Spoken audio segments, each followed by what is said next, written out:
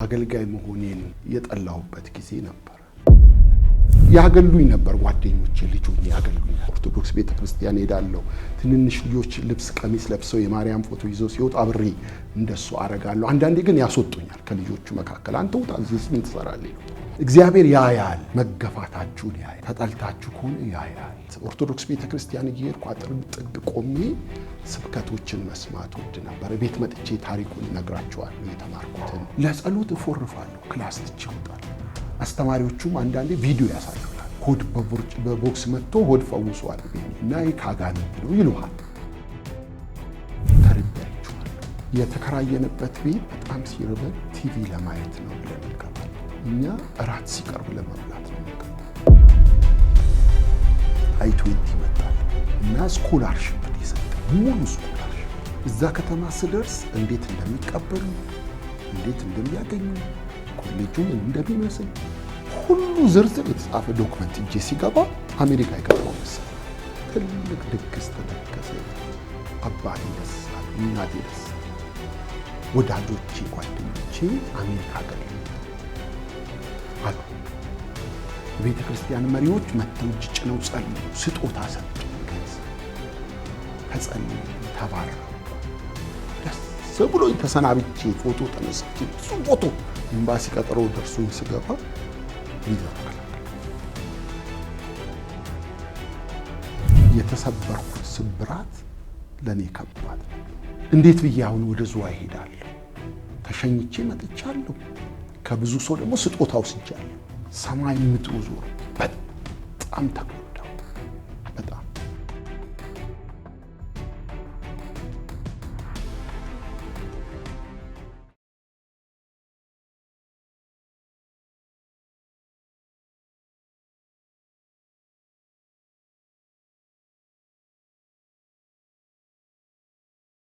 ስሜ ሄኖክ ጸጋይ ይባላል። ባለቤቴ ሰሎሜ ተስፋዬ ትባላለች። የአራት ልጆች አባት ነኝ። የመጀመሪያ ልጄ አሁን በቅርብ 18 ዓመት ሆናት ኤፍራታ ጸጋይ። ሁለተኛ ልጄ 14 ዓመቷን እየጨረሰች ነው፣ ያይል ጸጋይ ትባላለች። ሶስተኛ ልጄ ዘዊ ጸጋይ። በአራተኛ ላይ ደግሞ እግዚአብሔር በወንድ ልጅ ባረከን። አዛሪያ ጸጋይ የሚባል ወንድ ልጅ አለኝ እና እግዚአብሔር በጣም እጅግ በተወደዱ ቤተሰቦች ባርኮኛል። በጣም ድንቅ ሚስት እግዚአብሔር ሰጥቶኛል። አገልግሎቴን እጅግ በጣም የምደግፍ፣ ቤተሰቦቼ አብረውኝ እንዲቆሙ እኔ አንድ እግዚአብሔር በትዳር ውስጥ ያስተማረኝ የቤተሰብን ጸሎት እግዚአብሔር እንደሚሰማ የአንድ ልብ ሆኖ የመጸለይ ነገር ቤተሰብ ውስጥ እንዳለ ከልጆቼ ጋር በጣም ትላልቅ አጀንዳዎችን ጉዳዮችን ይዘን በጸሎት በእግዚአብሔር ፊት መቅረብ የተማርኩበት ህይወት ነውና በትዳር እግዚአብሔር ባርኮኛል። በዚህ ጊዜ የምኖረው ካንሳስ ከተማ ውስጥ ነው። በዛ የኢትዮጵያ ክርስቲያኖች ህብረት ቤተክርስቲያን የሚባል አለ። የዛ ዋና መጋቢ በመሆን አገለግላለሁ። እንደዚሁም ደግሞ የሰሜን አሜሪካ ወንጌላውያን አብያተ ክርስቲያናት ህብረት የቦርድ ሰብሳቢ በመሆን የሚድዌስት ወንጌላውያን አብያተ ክርስቲያናት ደግሞ የቦርድ ጸሐፊ በመሆን ሌሎችም መሰል የአገልግሎቶች ላይ የሚሽን ተኮር የሆኑ መንፈሳዊ ተቋማት ላይ መስራችም አመራርም በመሆን እያገለገልኩ እገኛለሁ። ይሄው ነው የኔ ታሪክ። የኔ ስም አብዮት ነበር። አብዮት የተባልኩበት ምክንያት ደርግ ስልጣን በያዘ በሁለት ዓመት በ1968 ነው የተወለድኩትና በዛ ጊዜ አብዮት የሚል ቃል በጣም ይበዛ እንደነበረና ከዛ ተነስቶ አባቴ አብዮት የሚል ስም እንደሰጠኝ ግን ምናልባት በኋላ በሰፊው ማነሳው አንድ ታሪክ አለና ስሜ 5ኛ ክፍል ስደርስ የአንድ ወንጌላዊ ወደኛ ከተማ የመጣ ወንጌላዊ የወንጌል ስራ ለመስራት በጣም ከባድ የስደቱ ዘመን ላይ ሲያየኝ አብዮት የሚለውን ስሜን አልወደደውም። ወንጌላዊ አለማየሁ ይባላሉ፣ ወደ ጌታ ሄደዋል። ይሄ ልጅ አካሄዱ ከጌታ ጋር ነው እና አብዮት አመጽ ነው እና አመፀኛ ልጅ አይደለም እና ሄኖክ ነው መባል ያለበት ብለው ሲሉ በጣም ደስ አለኝ እና እኚህ አባት ናቸው ስሜን ያወጡልኝ ሄኖክ የሚለውን ስም። እኔም በጣም ወደድኩት። ትምህርት ቤት 5ኛ ክፍል ላይ ምዝገባ ላይ ስሜ ሄኖክ እንዲሆን አድርጌ በምጽፍበት ጊዜ አስተማሪዎቹም ቢያሉ በተለይ አንድ አስተማሪ ምዝገባውን የሚያደርግ ኤሌመንተሪ ስኩል ኃላፊ አብዮትና አለኝ ማለት ነው። እኔ ደግሞ በቃ አልፈልገውም ከዚህ በኋላ አብዮት ተብዬ መጠራት የሚል ክርክር ተነሳ። አባቴ መጣ ትምህርት ቤት እና ከዚህ በኋላ ስሙ ሄኖክ ሆኗል ተባለ። 5ኛ ክፍል ላይ ጀምሮ ከ1 እስከ 4 አብዮት በሚል ስም ነበር እጠራ የነበረው። ከዛ በኋላ ሄኖክ ጸጋዬ ሆነ ማለት ነው። አካሄዱን ከእግዚአብሔር ጋር ያደረገውን የሄኖክን ታሪክ እግዚአብሔርን ይወድ የነበረውን የሄኖክን ታሪክ አስታውሰው ነው ሲያዩኝ። መንፈሳዊ ነገር በጣም ወድ ነበር ልጅ ሆኜ በጣም በቃ ውሎዬ ከሳቸው ስር አልጠፋም። ጸሎት ወዳለው ትንሽ ልጅ ነኝ። መጽሐፍ ቅዱስ ወዳለው አቅፌ ነበር መጽሐፍ ቅዱስ ምተኛው እና ትምህርቶችን መስማት ኦርቶዶክስ ቤተክርስቲያን እየሄድኩ አጥር ጥግ ቆሜ ስብከቶችን መስማት ወድ ነበር። ቤት መጥቼ ታሪኩን እነግራቸዋለሁ የተማርኩትን የሰማሁትን እና የብሉይ ኪዳን መጽሐፍ ታሪኮች የዳንኤል መጽሐፍ ታሪኮች በጣም ልቤን ይነኩኛል አወራለሁ። እና ያንን ሲያዩ ይሄ ልጅ አካሄዱ ከእግዚአብሔር ጋር ነው የእግዚአብሔር ሐሳብ ያለበት ልጅ ነው በሚል ነው የመጣው ስሙ። እኔም በቃ ከዛ ጊዜ ጀምሮ ሄኖክ በሚል መጠሪያ ነው የምጠራው። አንዳንድ የድሮ ሰዎች የሚያውቁኝ የልጅነት ሰዎች አብዮት ብለው ሊጠሩ የሚሞክሩ አሉ። በጣም ጥቂቶች። በእርግጥ አሁን ብዙ አላገኛቸውም እነዛን ሰዎች እንጂ ስሜ ተቀይሮ ነው ሄኖክ የሆነው። ልክ በደማስቆ መንገድ ላይ ሳኦል ወደ ጳውሎስ እንደተቀየረው እንደሱ የተቀየረልኝ ሰው ነኝ። እኔ ያደግኩት በክርስቲያን ቤተሰብ ነው። አባቴ የመጀመሪያ ትውልድ እዛ ቦታ በተወለድኩበት ስፍራ ወንጌል ይዞ የገባ የኔ አባት ነው። ሻሸመኔ ኩየራ አካባቢ ለትምህርት ከገጠር ከደቡብ ገጠር መጥቶ ትምህርቱን ራሱን በጣም ለማሻሻል የሚጥር አባት ነው ያለኝና በልጅነቱ ነው አገሩን ለቆ ወጣ፣ ተማረ፣ የጤና ትምህርት ተማረ። ከዛ አንድ ባለ አባት ናቸው ከኩየራ አካባቢ ወደ ጅዶ የምትባል ትንሽ ከተማ አለች። ወደ ሕፃናት አምባ ጠጋ የምትል በቡልቡላና በሕፃናት አምባ መካከል ያለች የገጠር ከተማ ናትና ከተማዋን ከቆረቆሩት ሰዎች መካከል የኔ አባት ነው። የአገሩ ሰው አይደለም፣ ግን በልጅነቱ የሚያውቀው ወንጌል አለ። የእሱ ወላጆችም አማኞች ናቸው። ወንጌል ይዞ የገባው እሱ ነው። እሱም ብለው ደግሞ የመጡ በርካታ ዘመዶቹ በቃ ጀማሪ ነው እሱ ማለት ነው። የእናቴ ወንድሞች እናቴንም ካገባ በኋላ በዛ መንፈሳዊ ነገር እዛ ነበር በኃይለ ሥላሴ ዘመን ማለት ነው።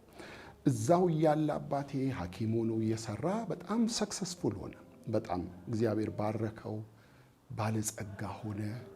ብዙ ጋሻ መሬቶች፣ የእህል ወፍጮች፣ መኪኖች፣ ቤቶች የሚከራዩ በርካታ ሀብቶች አካበተ። በጣም በለጸገ እና ዘመዶቹ በሙሉ ከገጠር እያመጣ አብረውት እንዲኖሩ ያረግ ነበር። ወንድሞቹን፣ እህቶቹን፣ የአጎት ልጅ፣ የአክስት ልጅ የሚባሉት በሙሉ በርካታ ልክ ዮሴፍ ወደ ግብፅ በሄደ ጊዜ 70 ቤተሰቦቹ ተከትለውት ወደ ግብፅ እንደወረዱት አይነት ነው። አባቴን ተከትለው መጡ እና እንደሱ ባለ ክርስቲያን ቤተሰብ ውስጥ ነው የተወለድኩት። ግን በእኔ ዕድሜ አባቴ መጀመሪያ አካይ ልጅ ሆኜ በሕይወቱ ደክሞ ነበር። ለመድከሙ ምክንያት የሆነው የደርግ መንግስት ሲመጣ ሀብቱን ሁሉ ወሰደበት፣ ንብረቱን በሙሉ ወሰደበት። አንድ ወፍጮ ቤትና አንድ መኪና፣ አንድ ቤት ብቻ ሲቀር ያለውን እርሻውን፣ መሬቱን፣ መጋዘን እህሎቹን ነበር የሚለው። በዛ ጊዜ እዛች ትንሽ ከተማ ውስጥ ትልቁ ባለሀብት የኔ አባት ነበር። ለብዙ ሰው ደግም ይሆን ቸርነት የሚያደርግ እግዚአብሔር በብዙ የረዳው እና ወንጌልም እንዲገባ ምክንያት የሆነ እና የእናቴን ወንድም አምጥቶ እዛ ወንጌላዊ ሆኖ እንዲያገለግል አድርጎት ቤተ ክርስቲያን ተተክሎ ወንጌል እየተሰራ ነበር። ግን የደርግ መንግስት ሲመጣ ንብረቱ ሲወሰድ ተጎዳ፣ በጣም ተሰበር። አንዳንዴ ሲነግረን እንደውም አሁን መጽሐፍ እየጻፈ ነው የራሱን የህይወት ታሪክና ሽጉጥ ወስዶ ራሱን ሊያጠፋ ሁሉ ሞክሮ ነበር። በቃ እያየ መጋዘኑን ሰብረው ገብተው እህል በቃ ሰው እየዘረፈ ሲወስድ ያመጣቸው ዘመዶቹ እንኳን ሳይቀሩ ከሚዘርፉት መካከል ሆነው ሲዘርፉት ንብረቱን ሲወስዱት ከዚህ በኋላ ምን ያስፈልገኛል ስቃይና መከራ ስላየ ራሱን ለመጉዳት ሁሉ አስቦ ያውቃል። እና እኔ ልጆኜ ህይወቱ ደክሞ ነው መንፈሳዊ ነገርም ቀዝቅዟል ቤታችን ውስጥ። እናቴ ግን ትተጋለች። እናቴ ጋር ያለው እግዚአብሔርን የመፈለግ ነገር አልተወሰደባትም። ጌታን በጣም ትወዳለች። በጣም እኔ በምድር ላይ ጥሩ ሰው አይታሉ ብትለኝ እናቴን አይቻለሁ። ተቆጥታ ኃይለኛ ቃል ካንደበቷ ሲወጣ አይቻላቅምና ጌታን በጣም የምትፈራ እናት ነው ያለችኝ። እሷ ግን እምነቷን ጠብቃለች። አባቴ በዛ ክራይሲስ ውስጥ ህይወቱ ቢጎዳም ማለት ነውና በዛ ጊዜ እኔም እያደኩ ስመጣ የነበረው መንፈሳዊ ኤሌመንቱ ስለነበረ ቤታችን ውስጥ መጽሐፍ ቅዱሶች አሉ፣ የድሮ መዝሙር ካሴቶች አሉ እና ደግሞ የሬዲዮ ፕሮግራም አለ፣ የምስራች ድምጽና መልእክት ለዓለም ከፊቫ ሬዲዮ መንፈሳዊ ፕሮግራም አለ፣ እሱ ይከፈታል።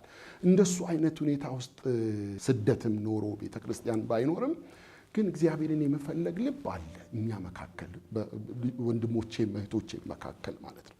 እና ግን ያገሉኝ ነበር ጓደኞቼ ልጆቼ ያገሉኛል። ያው አባቴን እምነት ስለሚያውቁ መገፋትም ነበር መጠላት ነበር። እኔም ደግሞ ልዩነቱን ስለማላውቅ ነው ቅድም እንዳልኩ ሄዳለሁ ኦርቶዶክስ ቤተክርስቲያን ሄዳለሁ። ትንንሽ ልጆች ልብስ ቀሚስ ለብሰው የማርያም ፎቶ ይዘው ሲወጡ አብሬ እንደሱ አረጋለሁ። አንዳንዴ ግን ያስወጡኛል ከልጆቹ መካከል አንተ ውጣ እዚህ ምን ትሰራለህ ይሉ እና እንደሱ ባለ እድገት ውስጥ ያለሁኝ 1977 ላይ የመጣ ትልቅ ረሃብ ለኛ ቤተሰብ መንፈሳዊ መነሳሳትና መታደስ ምክንያት ሆነን ማለት ነው። ያ ረሃብ አንድ የክርስቲያን ድርጅት የክርስቶስ ቸርች ኦፍ ክራይስት የሚባል የክርስቶስ ቤተክርስቲያን የሚባል ከአሜሪካ ሀገር መካኒሳ ትምህርት ቤትም ያለው ድርጅት መጣ ወደኛ ከተማ። ሲመጡ ለተራቡት እህል ለመስጠት ውሃ ለማውጣት አይነት ነው የመጡት። ትልቅ ቦታ ተሰጣቸው፣ ግቢ ተሰራ፣ ቤቶች ተሰሩ፣ የቆርቆሮ ቤቶች፣ እህሎች መምጣት ጀመሩ። የተራቡትን የሚያበላ አይነት አገልግሎት ጀመሩ። ያን ጊዜ እዚህ ሀገር ክርስቲያን አለ ወይ አማኝ አለ ወይ ብለው የመጣው እርዳታ የሚሰጠው ድርጅት ሲፈልግ ያገኘው የኔን አባት ነው። የኔ አባት በዛ የእርዳታ መስጠት አገልግሎት ውስጥ ዋና ተሳታፊ ሆነ። አጎቴም የእናቴም ወንድም እዛ ውስጥ ገባ። ያን ጊዜ የህይወት መታደስ አባቴም ጋር መምጣት ጀመረ። ሪስቶር ማድረግ ጀመር። ቤተሰቡ በሙሉ መታደስ ጀመር። ያኔ ነው ስሜን የለወጡት አባት ወንጌላዊ ሆነው የመጡት ያኔ ነው። እና አምልኮ ተጀመረ። እዛ እርዳታ መስጫ ቤት ውስጥ የሆነች በቆርቆሮ ቤት ተሰራ። ጸሎት መደረግ ተጀመረ። መዝሙር አምልኮ መደረግ ተጀመረ። ያኔ ነው የኔ ህይወት መለወጥ ሞር ክርስቶስን ማወቅ የጀመርኩት ያኔ ነው። እኚህም አባት ሲያገለግሉ ሲያስተምሩ ክትትል ሲያስተምሩ አንድም እህት መጣች የምታስተምር እህት መጣች እና ልቤ በጣም እየተከፈተ መጣ። የውሃ ጥምቀትም ያኔ ነው የወሰድኩት። በዛ ጊዜ በ19 ምናልባት 78 ወይም 79 ይመስለኛል። ገና እኔ 10 ዓመት አካባቢ ቢሆነኝ ነው 10 ወይ 11 ዓመት እና ልቤ እየተከፈተ መጣ። ጌታን የመከተል ነገር ሞር እየገባኝ መጣ። ሞር ስማር ሳቅ ህይወቴን ለጌታ መስጠት የሚባለው ነገር ገባኝ። ድሮም ማረጋቸው ከጓደኞቼ ጋር የሚሄድባቸው ቦታዎች እንደ ጓደኞቼ ለመሆን ማስባቸው ግን ማላረጋቸው ግን ፍላጎቱ የነበረ ነገር ሁሉ እየተወይ መጣ። ህይወቴ እየተለወጠ መጣ። ክርስቶስ ወደ ልቤ እንደገባ እየገባኝ መጣ እና በዛ ጊዜ ነው እኔ ሙሉ ለሙሉ የክርስቶስ ህይወት የገባኝ። ልጆኜ ማለት ነው 11 ዓመት ልጆኜ ገባኝ እና ቤተሰቡም ተለወጠ። አባቴም አሁን የቤተ ክርስቲያን መሪ ሆነ፣ መትጋት ጀመረ፣ ሰው መብዛት ጀመረ። ቤተ ክርስቲያን ስደት ነበር፣ ኦፍ ኮርስ በጣም መከራ ነበር። የእርዳታው ጊዜ እንኳን ሲያበቃ ቤተ ክርስቲያን አንደርግራውንድ ውስጥ ነበረች። ተቃውሞ ነበር፣ ችግሮች ነበሩ። በድብቅ ጸሎት የሚደረገው አዳር ጸሎት የሚደረገው እኛ ቤት ነበር እና እንደዛ ባለ ሁኔታ በቤተሰብ ውስጥ ባለ ህይወት ጉዞ ውስጥ ነው እኔ ክርስቶስ ሞር እየገባኝ መጥቼ ራሴን ተለውጬ ያገኘሁት። የውሃ ጥምቀት የወሰድኩባት ቀን ለኔ ልዩ ቀን ናት። 11 ዓመቴ ይመስለኛል። ምክንያቱም በአመቱ በህይወቴ የተለየ ነገር ጌታ አድርጎ ስለነበረ አስታውሳለሁ። የመጀመሪያ ተጠማቂዎች በሚጠመቁበት ጊዜ ልጅ ነው ተብሎ ተከለከልኩ። ግን በኋላ ላይ እኔ በጣም መጠመቅ ፈለኩ።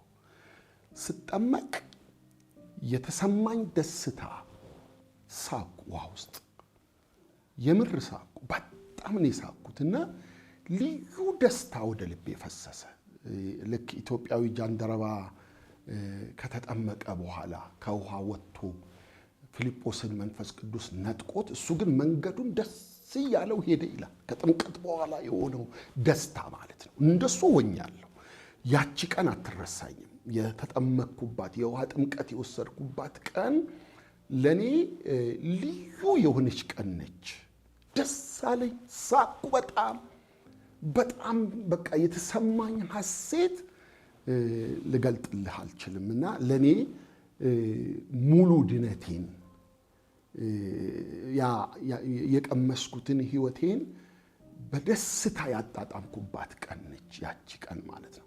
ተከልክዬም ስለነበረ ከኔ በፊት በተጠመቁ ልጆች የኔ ታላላቅ ወንድሞቼም ሲጠመቁ አብሬ ለመጠመቅ አልቅሻለሁ። አጥምቁኝ እኔንም ብዬ ማለት ነው። ገና ነህ ብለውኝ 10 ዓመቴ ነው አትጠመቅም ብለውኝ እና 11ኛ ዓመቴ ላይ ፈቀዱልኝ ማለት ነው። ያቺ ሞመንት ለኔ በግል ክርስቶስ ወደ ህይወቴ የገባባት ሞመንት ናት ብዬ ነው የማስበው። ደስታው አይረሳኝም።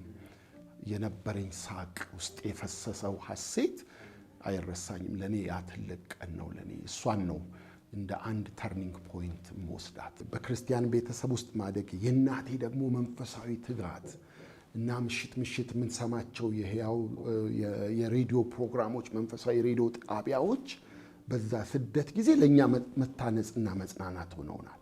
ልክ ፕሮግራሙ ሲጀመር እዛ ሬዲዮ ላይ እንጸልይ ሲባል እኛም እንጸልያለን አብረን፣ አይናችንን ጨፍነን አብረን። ልክ በቃ የቤተሰብ የጥሞና ጊዜ ዲቮሽን ታይማችን ነበር ያኔ ማለት ነው።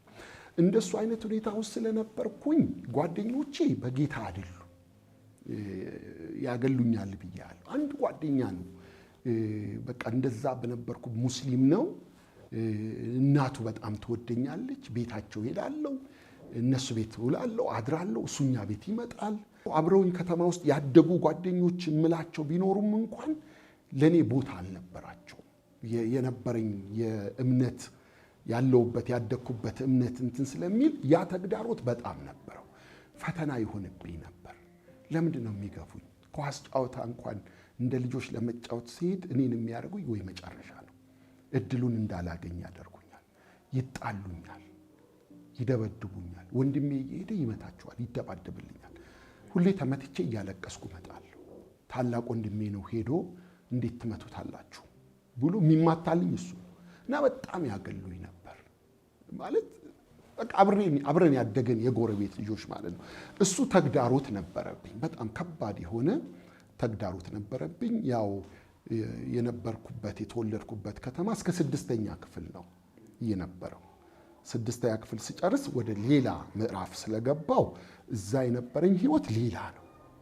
ሞር መንፈሳዊው ዓለም ውስጥ ልቄ የገባውበት ህይወት የሚጀምረው እዛ ነው።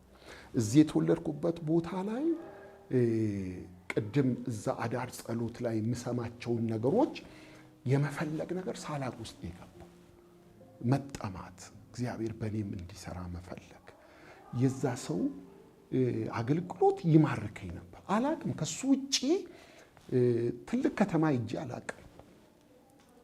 ኮንፈረንስ የሚባለው ላይ ተካፍዬ አላቅም።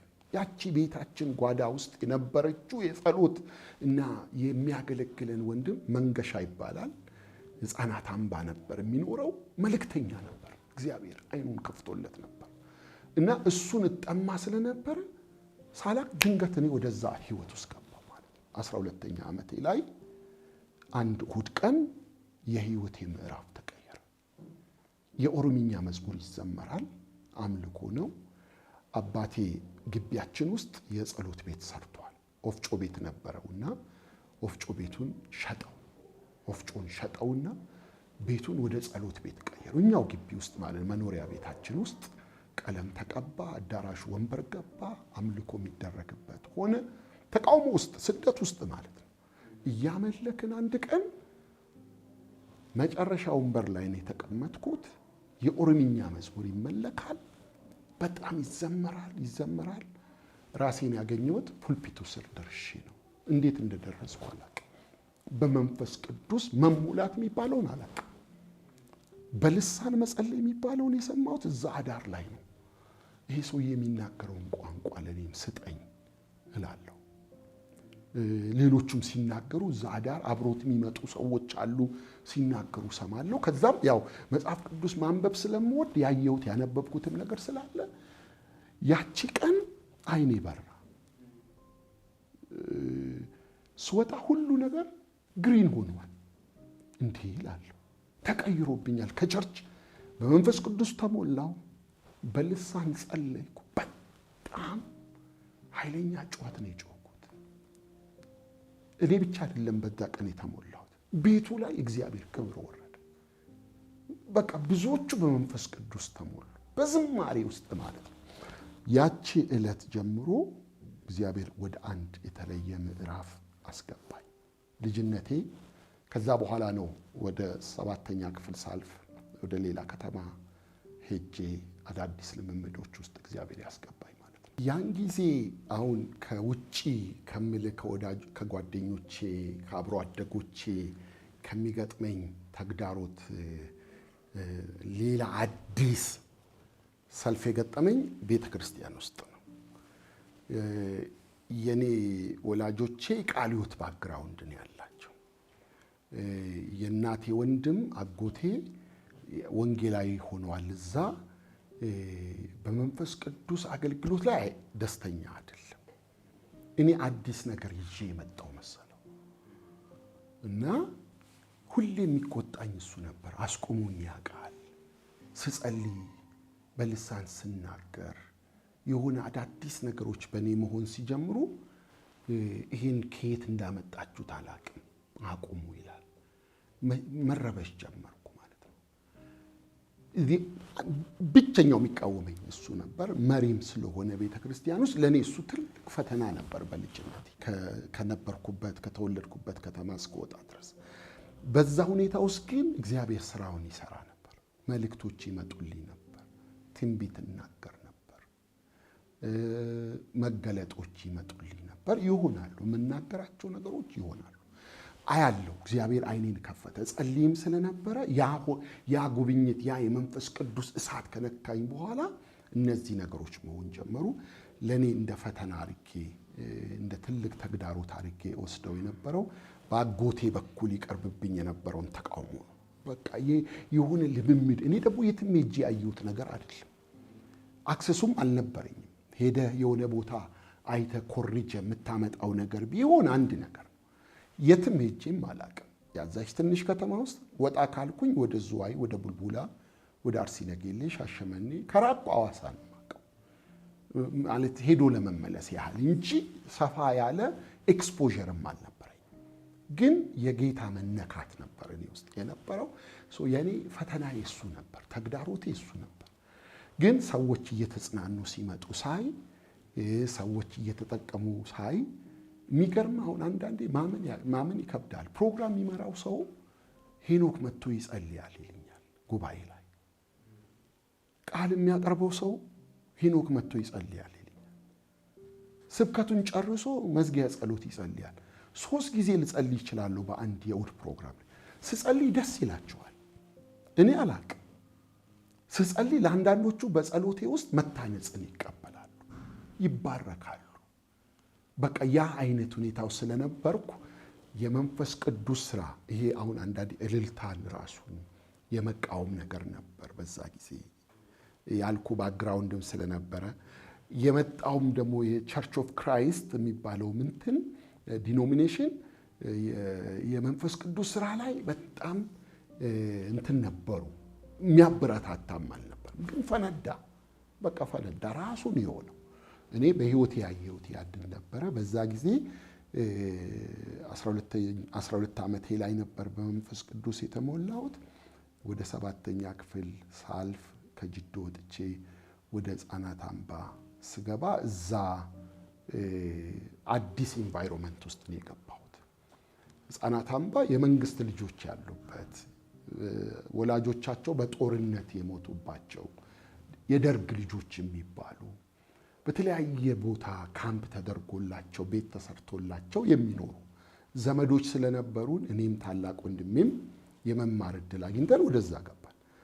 ትልቁ ወንድሜ ቀድሞኝ ነው የገባው። እሱን ተከትዬ ነው የሄድኩት።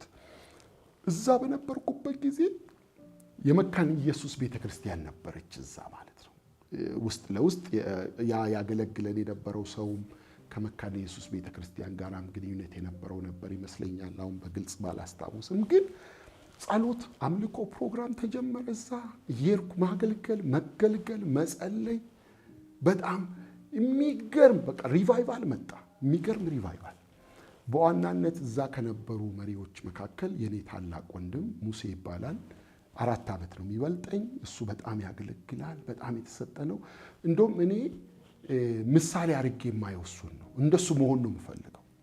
ልጆች ሆነን እንኳን እዛው ጅዶ እያለን አባቴ እሱን ለጌታ ሰጥቼዋለሁ ጥሪ አለው ብሎ እሱ ብዙ ስራ አይሰራም፣ ቤት ነው የሚሆነው። እኛንን ምንድን ላላከው እና እሱን በጣም እንደ አንድ ምሳሌ አድርጌ ስለማየው የምከታተለው እሱ። እዛም ስገባ ህፃናት አምባም ስገባ እሱን ተከትዬ ነበር የሄድኩት። እዛ ውስጥ ኃይለኛ የሆነ መነቃቃት ውስጥ ገባን። መዳን ጀመሩ። የመንግስት ልጆች መፈወስ ጀመሩ፣ መታነጽ ጀመሩ። ያ በአዳር ጸሎት እየመጣ የሚያገለግለን ወንድም የነበረውም እዛ ስለነበረ እሱ እንደ ዋና መሪ ሆኖ የሚመራን እሱ ነበረ። ያሳድገን ነበር። እኔን በጣም ያሳድገኝ ነበር። መልእክት እግዚአብሔር እንደሰጠኝ ያያል። ስፈራ አትፍራ፣ እግዚአብሔር መልእክት ሰጥቷል፣ ተናገረው ይለኛል፣ ያበረታታኛል፣ ኢንካሬጅ ያደርገኛል። እና እንደዛ ባለ ሁኔታ ውስጥ እያገለገልኩ እግዚአብሔር እየረዳኝ የ2 ዓመት ቆይታ ነው በዛ ያደረኩት በህፃናት አምባ። 9ኛ ክፍል ስገባ ግን ሌላ ምዕራፍ ደግሞ ጀመረ። ወደ አርሲ ነገሌ መጣሁ። እዛ ደግሞ አክስቴ አለች፣ የእናቴ እህት አለች። እዛ ለኔ በጸጋ ስጦታ አገልግሎት ውስጥ ከመንፈስ ቅዱስ ጋር ባለኝ መነካካት ውስጥ ለኔ ሌላ አዲስ ምዕራፍ ያገኘሁበት ቦታ ነው። ጓደኞች አገኘሁ። እዛ ቃለ ሕይወት ቤተክርስቲያን ውስጥ ያሉ የሚቀጣጠሉ ልጆች አገኘሁ። በጣም ፓስተር ዘሪሁን የሚባል ፓስተር ተክሌ የሚባል አሁን አገልጋዮች ናቸው። አንዱ በአሜሪካ አንዱ በናዝሬት ያገለግላሉ። ከነሱ ጋር የነሱ ጓደኞች አሉ። አብሮ መጸለይ፣ የ5 ቀን ጾም ጸሎት እንገባለን። ቅዳሜ ሌሊት ጀምሮ እንጸልያለን። እግዚአብሔር ይናገራል፣ መልእክት ይመጣል፣ መነቃቃት ይሆናል። መስበክ ጀመርኩ። ኦፍኮርስ ልጆኜ ነው መስበክ የጀመርኩት። ማገልገል እድሎች እየመጡ እድል እያገኘሁ እግዚአብሔር እየረዳኝ በዛ በተለይ በአርሲ ነገሌ አካባቢ በጣም የሚገርም የሪቫይቫል መቀጣጠል እንዲመጣ እግዚአብሔር ተጠቀመብን። እነዚህ 2 ወንድሞች እግዚአብሔር በኃይል የሰራባቸው ወንድሞች ናቸው። በእነሱ ውስጥ የነበረው ክብር ልነግርህ አልችልም። ከነሱ ጋር ደግሞ እኔ አብሬ ጸልያለሁ፣ ከነሱ ጋር አገለግላለሁ፣ ከነሱ ጋር ነው ጊዜ ማጠፋው። ተማሪ ነኝ፣ ግን ከትምህርቴ ይልቅ መንፈሳዊ ነገሩ ነው በህይወት የሚጎላው። ለጸሎት እፎርፋለሁ፣ ክላስ ትቼ እወጣለሁ፣ ለሆነ ፕሮግራም ትቼ እሄዳለሁ። መጸለይ ደስ ይለኛል ከነዚህ ከምልህ ወንድሞቼ ጋር ማለት ነው። እና እንደሱ ባለ ሁኔታ ውስጥ አሳልፌያለሁ። ከዛ ደግሞ ወደ 10ኛ ክፍል ስመጣ ደግሞ ወደ ዝዋይ ገባሁ ማለት ነው። ምናልባት ያለፍኩት አንድ ታሪክ ጅዶ የምትባለው ከተማ ላይ ከክርስቶስ ቤተክርስቲያን ጋር የነበረን ግንኙነት አቆመን። መሰረተ ክርስቶስ ሆነናል። መሰረተ ክርስቶሶች መጥተው እኛን ይዘውናል፣ ወደዛ ገብተናል። ስለዚህ ዝዋይ ስገባ ሞር ከመሰረተ ክርስቶስ ጋር መሆን ጀመርኩ። 10ኛ ክፍል ተማሪ ነኝ። እዛ በጣም የሚገርም ጊዜ እግዚአብሔር ሰጠኝ። እሳቱን ይዤ ነው የምሄደው። እሳቱን ይለያል፣ ክብሩን ይለያል። መጸለይ እወዳለሁ፣ መስበክ ደስ ይለኛል። ከጓደኞቼ ጋር ሆኖ በቃ መጸለይ፣ ሰው ቤት ከሄድን መጸለይ፣ ከወገኖች ጋር ከተገናኘ መጸለይ። ሌላ ዓለም አናውቅም፣ ሌላ ፍላጎትም አልነበረም፣ ምንመኘውም ነገር አልነበረም። ጌታን ማገልገል ነው፣ ለጌታ መሮጥ ነው። ወንድሜ 1 ዓመት ለክርስቶስ የሚባለውን ወጥቶ የዝዋይ ወንጌላዊ ሆኗል። በዛ ጊዜ ታላቅ ወንድሜ ያልኩ እሱ ነው የሚያገለግለው። ቸርቿ ላይ ወንጌላዊ ሆኖ፣ እኛ ደግሞ በጣም የምናገለግል ደግሞ ወጣቶች አለን። የ10ኛ ክፍል ተማሪ ነኝ። እግዚአብሔር የሚያስገርም ነገር ማድረግ ጀመር። አስታውሳለሁ አዳሚት ሁሉ የምትባል ከተማ ላይ ኮንፈረንስ ነበር እና ፓስተር ፋሲል ኃይለ ማርያም ከዚህ ከአዲስ አበባ ተጋብዟል። እኔ ከዝዋይ ነው የሄድኩት ኮንፈረንሱን ለመካፈል እና ወንድሜ ዝዋይ ከነበረው አገልግሎት ጨርሶ አዳሚት ሁሉ ላይም ደግሞ ያለችውን የመሰረተ ክርስቶስ ቤተክርስቲያን ማገልገል ጀምሯል። እዛ ፕሮግራም ላይ ፓስተር ፋሲል እያገለገለ መልእክት መጣለት። ከጉባኤ መካከል እኔን ይጠራኛል። አረሳውም። እንደዚህ አይነት መልእክት ያየሁት ከዚህ በፊት ድሬዳዋ ነው ብሎ ጀመር። ድጋሚ እግዚአብሔር እዚህ ያሳየኛል ይሄን መልእክት። የወርቅ ቀበቶ ታጥቃ አያለሁ። እኔ ልጅ ነኝ እንዳልኩ 10ኛ ክፍል ተማሪ። እግዚአብሔር ቅባት በላይ ላይ ሲያፈሳ ያለው፣ እግዚአብሔር ሰባኪ ሲያደርግ፣ የቃሉ አስተማሪ ሲያደርግ፣ የቃሉን መገለጥ ሲሰጥ አያለሁ እያለ ሲተነብይ ሳገለግል የሚያውቁኝ አሉ። ከተማ ውስጥ አገለግላለሁ። በዛ ሪቫይቫሉ ስለሆንኩኝ ይሄ ሪቫይቫሉ መጥቷል፣ ሪቫይቫሉን ጀምረዋል ከሚባሉት መካከል እኔ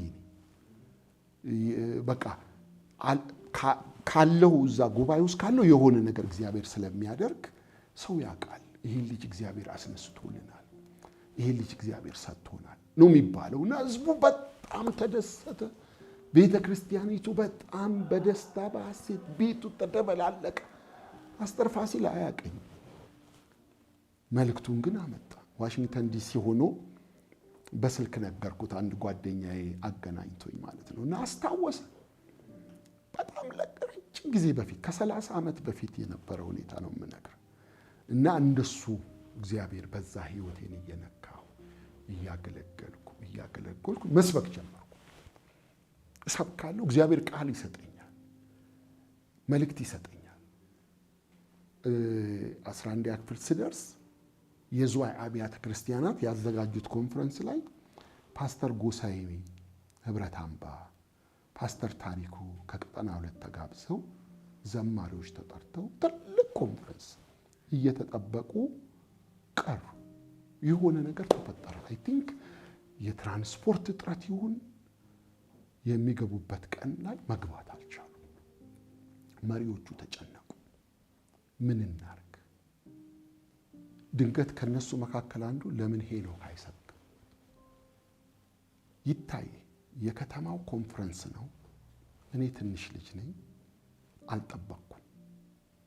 አርብ ቀን ለሚጀምር ኮንፈረንስ አርብ ጠዋት፣ አርብ ቀን አካባቢ ዛሬ ትሰብካለህ። ደስ ነው ያለኝ። ውስጤ ይነዳል፣ ውስጤ ይቀጣጠላል፣ ውስጤ መልእክት አለው። እና አስታውሳለሁ ሊያ የተጠላች መሆኗን ባየ ጊዜ እግዚአብሔር ማህፀኗን ከፈተላት የሚል ቃል እግዚአብሔር ሰጠ። እግዚአብሔር ያያል፣ መገፋታችሁን ያያል፣ ተጠልታችሁ ከሆነ ያያል እያልኩ ነው የምሰብከው። ይገርማል። በቃ ውስጤ ይነዳል። እቤቱ ላይ የእግዚአብሔር እሳት ወደቀ። ሰው ወደ መድረክ እየሮጠ ይመጣል፣ ጫማ እያነሱ ይወራወራሉ። ቤቱ ተደበላለቀ። ኃይለኛ እግዚአብሔር ጸጋ ወረደ። ግርግር ሆነ፣ እሳት መጣ፣ ኃይለኛ እግዚአብሔር ጸጋ ፈሰሰ። ለኔ አንዱ ለአገልግሎቴ የተርኒንግ ፖይንት እዛ አካባቢ እስከ ዓለም ጤና ድረስ መቂ ዓለም ጤና ወደ ታች እስከ ሻሸመኔ ድረስ በቃ እየተማርኩኝ እየሄድኩ አገለግላለሁ።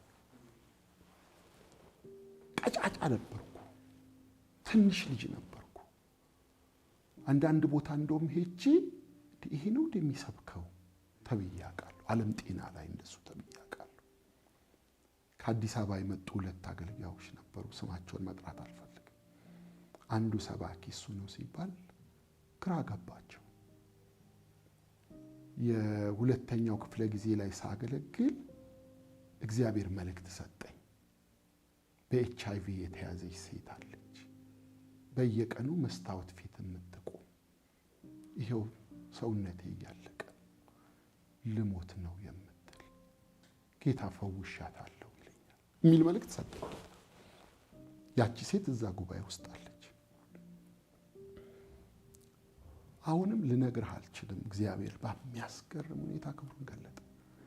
ከአዲስ አበባ የመጣው አንዱ ሰባኪ አይ እኔ አልይዝም ከዚህ በኋላ እግዚአብሔር ከዚህ ልጅ ጋር አለ፣ ቀሪውን ፕሮግራም እሱ ያገልግል።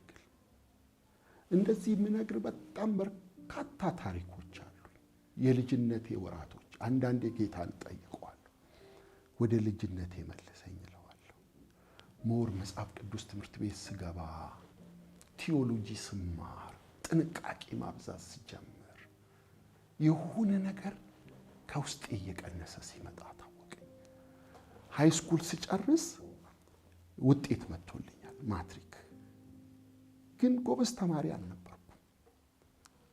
የቤተ ክርስቲያን መሪዎች አስተማሪዎች ያሉ ዝዋይ የት ነው የምትጠፋው ይሉኛል። ደብተሬን ወገቤ ውስጥ ከትቼ ቸርች ነው የምውለው፣ ወንጌላውያኖቹ ጋር ነው የምውለው። አልማርም። ለምን እንደዛ እንደማደርግ አላውቅም። ደስተኛ አልነበርኩም ትምህርት ቤት አካባቢ ስሆን። ቸርች ስደርስ ግን ደስተኛ ሆናለሁ። ስለ ጌታ ሳወራ ደስተኛ ሆናለሁ። እንደሱ አይነት ሁኔታ ውስጥ ስለነበርኩ ማትሪክ እንደተፈተንኩ ለአባቴ እኔ ባይብል ኮሌጅ መሄድ ነው የምፈልገው ታስተምረኛለህ አልኩት። አባቴም በጥሬ በጣም ስላመነ ምንም እንዳታስባል እጸልይ ነበር። ውጤት መጣ። ፒቲሲ መጣሁኝ። እኔ በቃ ዶክመንቴን ይዤ ፒቲሲ ሰከንድ ባች ሲጀምር መጣሁ። የህይወት ብርሃን ትምህርት ቤት የነበረው ፔንቴኮስታል ቴዎሎጂካል ኮሌጅ ያ አርሲ ነገሌ አብሮኝ ይጸልይ የነበረው ተክሌ የሚልህ ወንድሜ ነገረኝ፣ እንዲህ አይነት የመጽሐፍ ቅዱስ ትምህርት ቤት አለ። ከነገሌ ሄዶ የሙሉ ወንጌል ልጅ ተምሮ መጥቷል የመጀመሪያ ባች ላይ እና ሲሰማ እሱ መማር ፈልጓል፣ እኔም መማር ፈልጋለሁ። ይገርማል። ያን ጊዜ ለሁለት ተያይዘን መጣን። ስንመጣ ኢንትራንስ ኤግዛም እንዳለው አናውቅም። ተመዝግበናል። በቃ ዝም ብሎ ትምህርት ቤት መማር መስሎናል። እና የተመዘገቡት ተማሪዎች ወደ 58 ተማሪዎች ናቸው። ምን ፈልገው ግማሹን ያህል ስለሆነ ግማሾቻችሁ ትመለሳላችሁ ሲባል ልጁ ደነገጠ። ጓደኛዬ በጣም ደነገጠ። ተሸኝተናል፣ ተጸልዮልናል። እንዴት ነው የምንመለሰው እያለ እሱ ተረበሸ። እኔ ደግሞ ልቤ ሙሉ ነበር፣ እንደምማር እርግጠኛ ነበርኩ።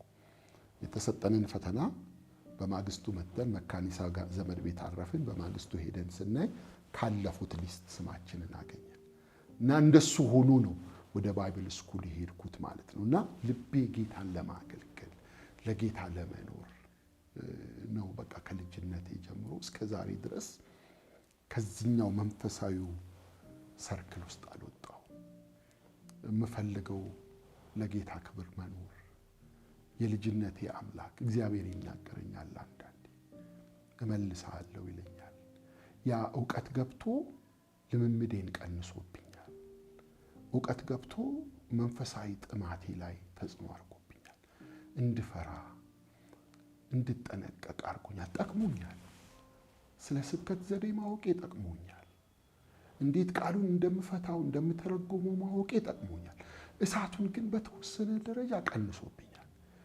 እዚህ 2 ዓመት የቆየሁበት ትምህርት ቤት የጴንጤ ትምህርት ቤት ቢሆንም እንኳን አንዳንድ ጊዜ በውስጥ የነበረውን የጸጋ እሳት የምታቀጣጥልበት ሁኔታ ግን አልነበረም። ከአስተማሪዎቹ አንጻር አይደለም። ተማሪዎቹ መካከል የሚነሱ ጉዳዮች አሉ። ቤኒኔ ስተት አስተማሪ ነው ይባልና ውይይት ይሆናል። የማታውቀው ኤክስፖዠር ውስጥ ነው የምትገባው። የሆነ አገልጋይ ስም ይነሳና አስተማሪዎቹም አንዳንዴ ቪዲዮ ያሳዩናል። ሆድ በቦክስ መጥቶ ሆድ ፈውሷል ቤኒ እና ይካጋንንት ነው ይሉሃል። ማለት ሊሆን እኮ ይችላል። ግን እየፈራህ ትመጣለህ፣ እየደነገጥክ ትመጣለህ። እና የመጽሐፍ ቅዱስ ትምህርት ቤት ኤክስፖዠሬ የውስጥ የነበረውን ግለትና ውስጥ የነበረውን እሳት ቀንሶብኛል። ተመልሼ ዝዋይ ሄጄ ሳገለግል የድሮ ሄኖክ አይደለም ብለውኛል። ጥንቃቄ ሳበዛ ጥሩ እኮ ነው፣ መጠንቀቅ እኮ መጥፎ አይደለም። ግን ሚዛኑን ጠብቄ እሳቱም ሳይዳፈን ያ ውስጥ የነበረው መቀጣጠልም እንደተጠበቀ ሆኖ ምን አለ በሄደልኝ እላለሁ። እና እንደሱ አይነት ላይፍ ውስጥ አልፌያለሁ። ህይወት ያው ሁልጊዜ ከፍታ አይደለም። አገልጋይ መሆኔን የጠላሁበት ጊዜ ነበር። ማያቸው የነበሩ አገልጋዮች ላይ የኑሮ መከራ በጣም ይረብሸኝ ነበር። እኔ ያደኩበት ቤት በተትረፈረፈ ህይወት ውስጥ ነው ያደኩት፣ በኑሮ ደረጃ ማለት ነው። ምን ፈልገው ነገር እየተደረገልን ያደግነው። ባይብል ኮሌጅ ስገባ አባቴ እየከፈለ ነው ያስተማረኝ። በሚያስፈልገኝ ነገር ድጋፍ እያገኘው ነው ያደግኩት። ግን የመጀመሪያውን 2 ዓመት ፒቲሲ የነበረኝን ቆይታ ጨርሼ ወደ ዝዋይ ለመመለስ ፍላጎት ነበረኝ። ዝዋይ ሲሄድ እዛ የነበሩ አገልጋዮች የእኔን የመቀበል ልብ አላሳዩ። ዌልካም የሚል አብሬያቸው እንዳገለግል የሚያደርግ መንፈስ አላገኘሁም እና ደስ አላለኝ። ህይወት ብርሃን ቤተክርስቲያን ውስጥ አንድ ኮንፈረንስ ይካሄድ ነበር። እኔ ከዚህ ጠቅልዬ ወደ ዝዋይ በሄድኩ ጊዜ ማለት ነው። መድረክ ላይ የሚያገለግለው ወንድም ከወንጂ ነው የመጣውና መልእክት ተናገረ።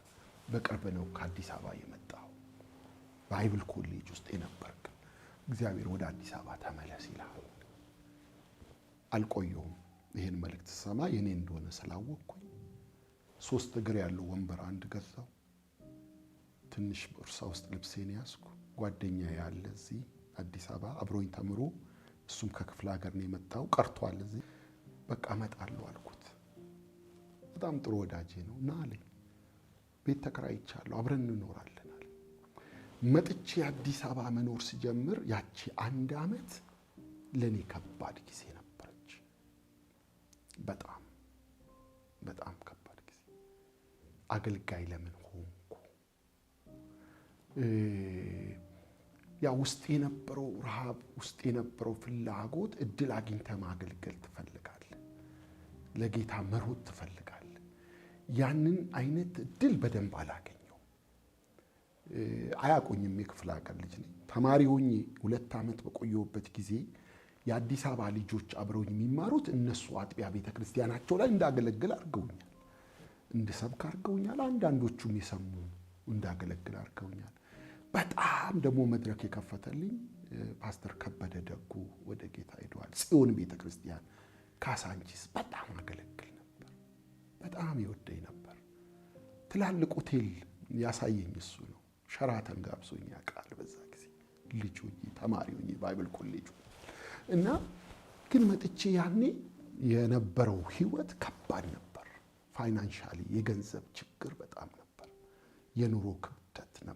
የቤት ኪራይ መክፈል ማጣት ችግር ነበርና ያን ጊዜ ምን ወሰንኩ? እግዚአብሔር በኑሮ ባርኮኝ ባለጸጋ ሰው ሆኜ ከዛ በኋላ ለወንጌል አገልግሎት በወጣ ይሻላል እንጂ እንዴት እንደዚህ አይነት ኑሮ እየኖርኩኝ አገለግላለሁ። ማንበላበት ቀናት ነበሩን። ምግብ ማንበላበት ቀናት። የቤተሰቦቻችን አቅም ከምልህ በላይ ሰክሰስፉል ናቸው። የጓደኛዬ ወላጆች በጣም ሀብታሞች ናቸው። ግን እሱ እንደውም ከኔ በላይ ኤክስቴንድድ ፋሚሊ ነበሩ እዚህ አገር ማለት ነው። ግን ማንንም አይረዳንም ነበር እና ስራ እንዳትሰራ እየሞከርን ነው። ሚኒስትሪዎች አመልክተናል፣ ግሬት ኮሚሽን አመልክተናል፣ ዩዝ ፎር ክራይስት አመልክቼ አውቃለሁ፣ ኢንተርቪው ተደርጌ አውቃለሁ። ጥረቶች እናደርጋለን። ሪያሊቲ አውትሪች የሚባል የሄቨን ጌትስ ኤንድ ሄል ፍሌምስ የሚል ሙቪ የሚያሳይ እዛ ውስጥ አመልክተን እናውቃለን። የፒኦኤስ ውስጥ አመልክተን እናውቃለን። ያሉትን መንፈሳዊ ተቋማት በር አንኳኩተን እናውቃለን። ስራ ጠልተንም አልነበረም።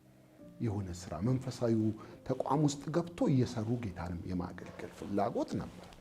ግን ያኔ እጅግ በጣም ተቸገርን። ያን ጊዜ ለኔ ከባድ ነበር። ጌታ ሆይ ለምን ይሄ ይሆናል እላለሁ። የተከራየንበት ቤት ይገርማል፣ በጣም ሲርበን ቲቪ ለማየት ነው ብለን እንገባለን። እኛ እራት ሲቀርብ ለመብላት ነው የምንገባው። እራቱ እስኪቀርብ ቁጭ ብለን እንጠብቃለን፣ ተርበን ውለን ማለት ነው። ያቺ ታይም ናት ለኔ በህይወቴ ራብ ምን እንደሆነ። ሰው ሲራብ ይገባኛል።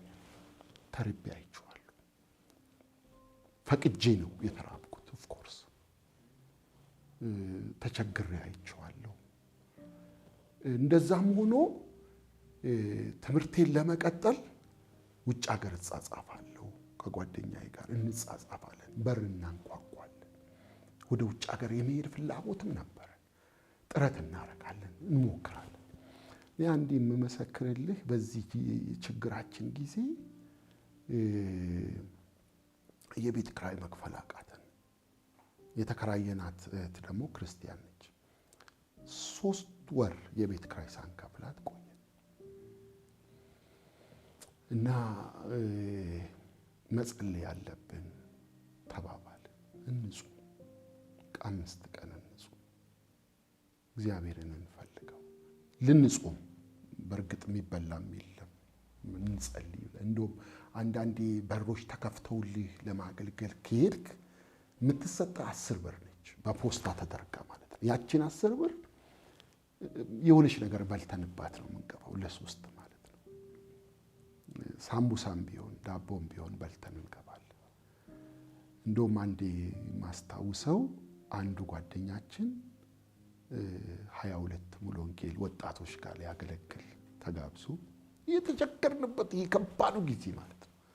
አገልግሎ ሲመጣ 10 ብር ስለሚሰጠው አብረን የሆነች ነገር እንበላለን ብለን እየጠበቅነው ነው። ኮርነር ሳምቡሳ ቤት ነበር 22 ጫፍ ላይ እና ሲመጣ በጣም ደስ ብሎት መጣ። ይስቃል። 100 ብር ሰጡኛል። 100 ብር አላምን። ቆንጆ ራት በልተን ለቁርስ የሚሆን ዳቦ ገዛዝተን እየዘመርን ወደ ቤታችን ገባን። በሌሊት የወጣቶቹ መሪ መጣ፣ ድንገት ማለት ነው። እና ሲመጣ ያገለገለውን ወንድም አስጠራው። ጉዱኛለሁ አለ። ምን? አይ ለወጣቶች የሚገዛ ተብሎ የተሰጠኝ 100 ብር በፖስታ እዚህ ኪስ ይዤ ነበር፣ ለአንተ ደግሞ የሚሰጥ 10 ብር በዚህ ኪስ ነበር፣ ተሳስቼ 100 ብሩን የሰጠው መልስ አለው። እኛ እኮ ያንን ገንዘብ አጋምሰነዋል። እንዲህ አይነት ታይም ነበር ለኛ። ዲቴል ውስጥ ብገባ ማመን የሚያቅት አይነት ቻሌንጅ ነበር ያኔ ማለት ነው። ቻሌንጁ አሁንም ፈቅደን ነው፣ ቤተሰቦቻችንን አንጠይቅም ብለን ነው።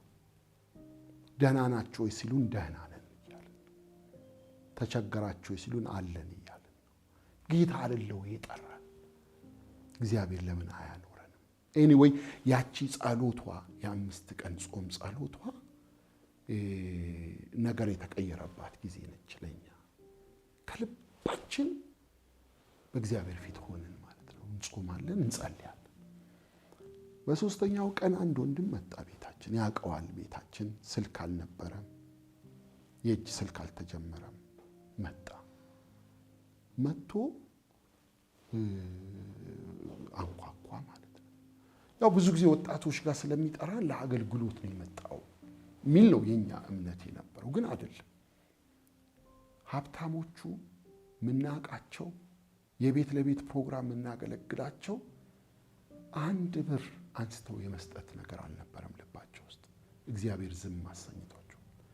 ይህ ጸጉር የሚቆርጥ ልጅ እግዚአብሔር ተናግሮኝ ነው የመጣሁት፣ እኛ ጸጉራችንን ተቆርጠን ቲፕ የምንሰጠው ልጅ ነው ብሎ ገንዘብ ከኪሱ አውጥቶ ብዙ ብር ማለት ነው። የ3 ወር የቤት ክራይ አለብን፣ ደግሞ ያስፈልገናል። እና ጌታ ተናግሮኛል ብሎ ሰጠን። ገንዘቡን እኔ ነበርኩ የተቀበልኩት። ሳየው ብዙ ብር ማለት በዛ ጊዜ ሂሳብ ማለት እና ጓደኞቼን እግዚአብሔር በሶስተኛው ቀን ጸሎታችንን መልሷል። ተነሱ ወተን ቅቅል እንብላ አልኳቸው ማለት ነው። 5 ቀን መቆየት የለብንም በቃ ተመለሰልን። ዳንኤል እኮ 21 ቀን የቆየው አየሩ ላይ ስላዘገየበት እንጂ በ10ኛው ቀን መጥቶ ቢሆን መልሱ ይጨርስ ነበር ጾሙን። እኛም መጨረስ አለብን አልን። ወተን ቅቅል በላን፣ የቤት ኪራዩን ከፈልን። ያቺ ቀን ማለት ያ የረሃቡን ዘመን የሰበረችልን ቀን ነበረች። ከዛ የጸሎትና የጾም ጊዜ በኋላ እኔም ወደ መሰረተ ክርስቶስ ኮሌጅ ገባው። አንዱ ወዳጄ ወደ ኢቲሲ ገባ፣ አንዱ ደግሞ ወደ ሚኒስትሪ ሪያሊቲ አውትሪች ሚኒስትሪ ውስጥ ገባ። ተገላገለ፣ ኑሯችን ተቀየረ። እኔ እስከ ዛሬ ድረስ ከዛ በኋላ ተርቤ አላቅም ልል እችላለሁ። እና እንደሱ አይነት ሁኔታ ነው እንደ ቻሌንጅ ላነሳ የምችለው። ያቺ ጊዜ ናት መጠራቴን አገልጋይ መሆኔን የጠላሁባት። እግዚአብሔር አበልጽጎኝ ስራ ሰጥቶኝ ሀብታም ሆኜ የሆነ ነገር ተመርቄ ስራ እየሰራው ባገለግለው ነበር ትክክለኛው ማለት ነው እንድል የሆንኩባት። ለእኔ እንደ ቻሌንጅ ማነሳት እሷን ነው። በህይወቴ በርካታ ጊዜ የመንፈስ ቅዱስ ጉብኝት መጥቷል። በጣም በርካታ ጊዜ እማረሳቸው ለኔ የበለጠ ወደ ጌታ እንድቀርብ ያደረጉኝ ጊዜያቶች ያ የ12 ዓመቱ የመንፈስ ቅዱስ ሙላት በህይወቴ አዲስ ምዕራፍ የጀመረበት ሁሉ ነገር ግሪን ሆኖ ያየሁበት ደስ የሚል ራቅ ብሎ የተሰራ ሽንት ቤት አለ። እዛ ሂጄ ልሳኑ አለ ብዬ ለማለት ሞክሬ ሁሉ አለ ቃሌ ማታ ላይ አለ አሁንም ከኔ ጋር ነው ብዬ ያልኩበት አለ። ያ በጣም ለኔ በጣም የሚገርም ነውና በትምህርት ቤትም ወደ ባይብል ኮሌጅም ስመጣ የጾምና የጸሎት ጊዜ ወስጄ ነው የመጣሁት። ከጓደኛዬ ጋር እንደዚሁ ለአንድ ሳምንት እንጾም እንጸልይ ብለን እዛ ጸሎት ቦታ ላይ ጌታ ነክቶኛል። መጨረሻ ላይ በርግጥ የነበርንበት ሁኔታ እኛ ስንጾም በውሃ ብቻ እንጾማለን ብለን የሚበጠበጥ ጁስ ነገር ጠጥተን ታመናል። ጸሎት መሃል ማለት ነው። ግን የነበረው እዛ ጸሎት ውስጥ የነበረው እግዚአብሔር መንፈስ አረሳው እና ወደፊት ፈጠን አድርጌ በመጣልህ ቅድም የነገርኩ እዚህ ባይብል ኮሌጅ ከጨረስኩ በኋላ በጣም ጻጻፍ ስለነበረ አንድ ትምህርት ቤት አሜሪካ ሀገር ተቀበለኝ ማለት ነው። I-20 መጣልኝ እና ስኮላርሺፕ የሰጠኝ ሙሉ ስኮላርሺፕ። ከኔ የሚጠበቀው ትኬቴን ቆርጬ እዛ ከተማ መግባት ነው። እዛ ከተማ ስደርስ እንዴት እንደሚቀበሉኝ፣ እንዴት እንደሚያገኙኝ፣ ኮሌጁ ምን እንደሚመስል ሁሉ ዝርዝር የተጻፈ ዶክመንት እጄ ሲገባ አሜሪካ የገባው መሰለኝ። በጣም ደስ አለኝ። ጓደኞቼም ሲያዩ በጣም ደስ አላቸው። እዛ ደብዳቤ ላይ ቀኑ ቀርቧል፣ መጀመር አለብን የሚል ትምህርቱን ጀምር የሚል ቀን ደርሷል። ኤምባሲው ቀጠሮ ስንፈጥን እነሱም በመፈልገው አይነት ጊዜ ሊሆንልኝ አልቻለም። ስለዚህ ቪዛ እንዳገኘው ወደ አሜሪካ ነው የሚሄደው የሚለው ነገር ላይ ስለደረስኩኝ ትኬት ኦፊስ ሄጄ ተመዝግቤ ቤተሰብ ለመሰናበት ኤምባሲ ሳልገባ ወደ ክፍለ ሀገር ሄድኩ ማለት ነው። አንድ ዘማሪ ነበር፣ አንድ ሰባኪ ነበር። ትልቅ ድግስ ተደገሰ ቤት። አባቴ ደስ አለው፣ እናቴ ደስ አላት። ወዳጆቼ ጓደኞቼ አሜሪካ ሀገር ሊሄድ ነው አሉ። የቤተ ክርስቲያን መሪዎች መጥተው እጅ ጭነው ጸልየው ስጦታ ሰጡኝ፣ ገንዘብ ተጸልየልኝ፣ ተባረኩ። ደስ ብሎኝ ተሰናብቼ ፎቶ ተነስቼ ብዙ ፎቶ ከእህቶቼ ከወንድሞቼ ጋር። ከቤታችን ማንም አሜሪካ ሄዶ አያውቅም። ከኛ ቤት እኔ ልሄድ ነው። 10 ነን፣ 6 ወንዶች 4 ሴቶች ነን። እንዳልኩ ደግሞ በርካታ ዘመዶች አብረውን ይኖራሉ። ደስተኛ ቤተሰብ ነው። ቤተሰቦቼ በጣም ደስተኛ ቤተሰብ ነው። ለኔ ደስ አላቸው እና ኤምባሲ ቀጠሮ ደርሶኝ ስገባ ቪዛ ተከለከልኩ። የተሰበርኩት ስብራት ለኔ ከባድ ነበር። እንዴት ብዬ አሁን ወደ ዝዋይ ሄዳለሁ? ተሸኝቼ መጥቻለሁ። ከብዙ ሰው ደግሞ ስጦታ ወስጃለሁ። 50 ብርም 100 ብርም ያስጨበጡኝ ብዙ አሉ። እንዴት ሄዳለሁ ወደ ሀገሬ? ሰማይ ምድሩ ዞረብኝ። በጣም ተጎዳው። በጣም የከለከለኝ ትምህርት ቤቱ ያልጠየቀኝን ቶፊል መፈተን አለበት። እኔ ደግሞ ቶፊል ራሱ ምን እንደሆነ አላውቅም። የሆነ በአንድ ቀን ተፈትኜ የምመጣ መስሎኝ ታዲያ እሺ ቅጠረኛ ተመልሼ እንድመጣ አልኩት። ኖ አሁን አልችልም፣ በቃ እሱ ጊዜ ይወስዳል፣ ተፈትነ ተመልሰ ማመልከት ትችላለህ ተባልኩ። ፕሮሰሱ በጣም ረጅም ነው። አዲስ አበባ ዩኒቨርሲቲ ሄጄ ተመዘገብኩ፣ ማጥናት ጀመርኩ። ያን ጊዜ መሰረተ ክርስቶስ ኮሌጅ ተማሪዎችን እየተቀበለ ነበር። እኔ ወንድሜ ደግሞ እዛ ይማራል። ታላቅ ወንድሜ ቅድም ያልኩ ሙሴ እዛ ይማራል። የሐዘኔን ስለተረዳ ቶፊል ደግሞ እንግሊዘኛ ፈተና ነው፣ ከባድ ፈተና ነው። መሰረተ ክርስቶስ ኮሌጅ ተማሪዎቹን የመጀመሪያ ሴሚስተር እንግሊዘኛ ነው የሚያስተምሩ። ስለዚህ ይሄን እንግሊዘኛ ለመማር ነው የገባሁት መሰረተ ክርስቶስ ኮሌጅ፣ ለቶፊል ለመዘጋጀት ነው የገባሁት። እግዚአብሔር ይባርከው። በወቅቱ የመሰረተ ክርስቶስ ፕሬዝዳንት ፓስተር ዶክተር ኃይሉ ቸርነት ይባላል። አሁን ሎስ አንጀለስ መጋቢ ነው። ቢሮ ሄጄ ሳናግረው በደስታ ተቀበለ። ለኔ ያ ከባድ ክራይሲስ ነበረ። ይታይ ቪዛ እንዳገኘ ሰው የተሸኘ አሜሪካ ይሄዳል ተብሎ የተወራለት ሰው ቪዛ ተከልክሎ እዚሁ አዲስ አበባ ውስጥ በቃ ቀርቶ ምን ሊሰማው እንደሚችል አስብ። እና ለኔ መጽናናት ሆነኝ። መማር ትችላለህ በነፃ ስኮላርሺፕ ተሰጠኝ ማለት ነው።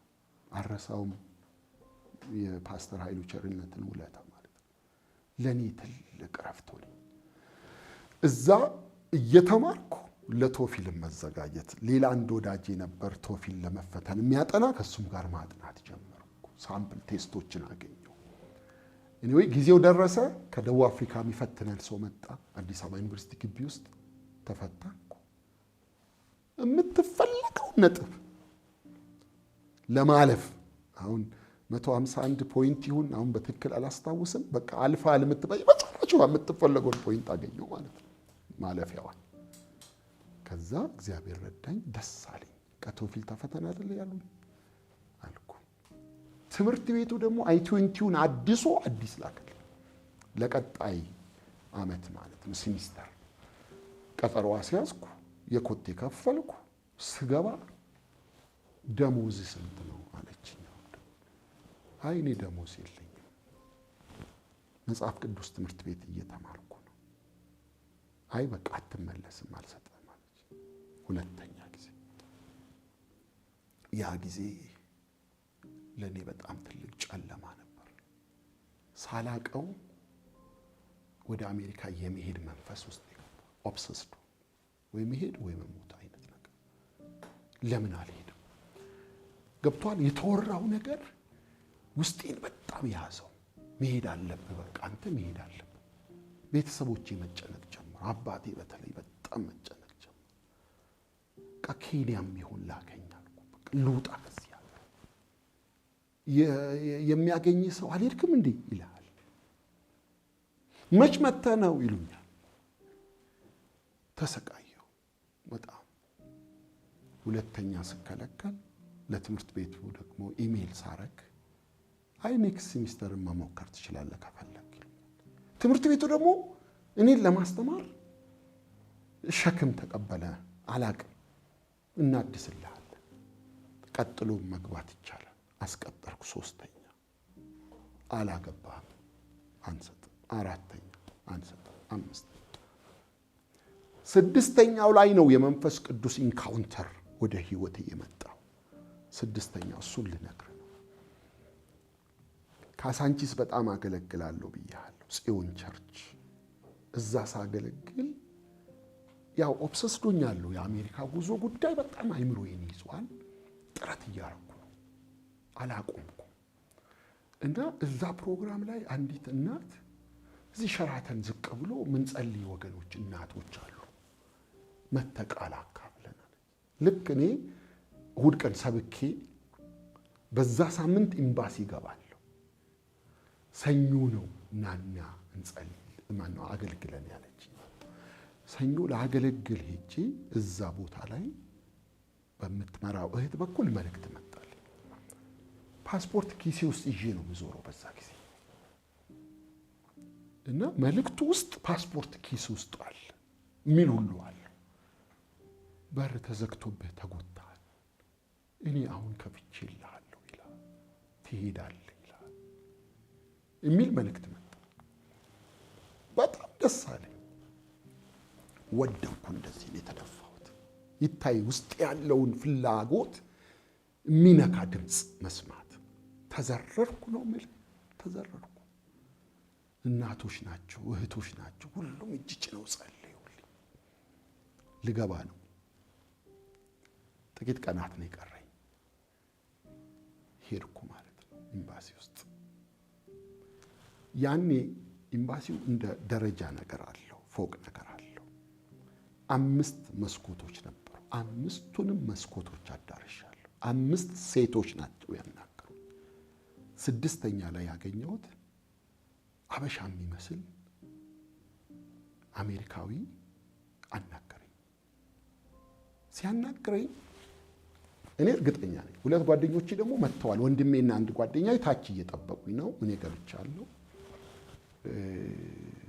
የኔ ወንድም አለኝ፣ አንተ መቼም አሜሪካ አትሄድም አለኝ። እዚህ ኮምፒውተር ላይ እንደሚመጣ ስለማናምን ቪዛ አንሰጠውም ተብሎ ተጽፏል። ከዚህ በኋላ እንዳትሞክር፣ ገንዘብህን ነው የምታቃጥለው። ይሄ 6ኛ አይደል? ይበቃሃል፣ ቪዛ አታገኝ። ፓስፖርቴን አይ20ን ትንሽ ቀዳዳ ነገር አለች፣ በሱ በኩል እንዲህ ሲያቀብለኝ ሰብሰብ አድርጌ ወደ በር ፊቴን ሳዞር መንፈስ ቅዱስ መጣ ላይ በኃይል እንደ ጨረር ያለ ነገር ልቤ ውስጥ ገባ። ልነግርህ አልችልም። ያ ኦብሰስድ የነበርኩበት ነገር ከውስጤ ወጣ። ለመሄድ የነበረኝ ጉጉት ከውስጤ ወጣ። ኃይለኛ ደስታ ፈሰሰ። መንፈስ ቅዱስ ነካኝ። እዛ ኤምባሲ ውስጥ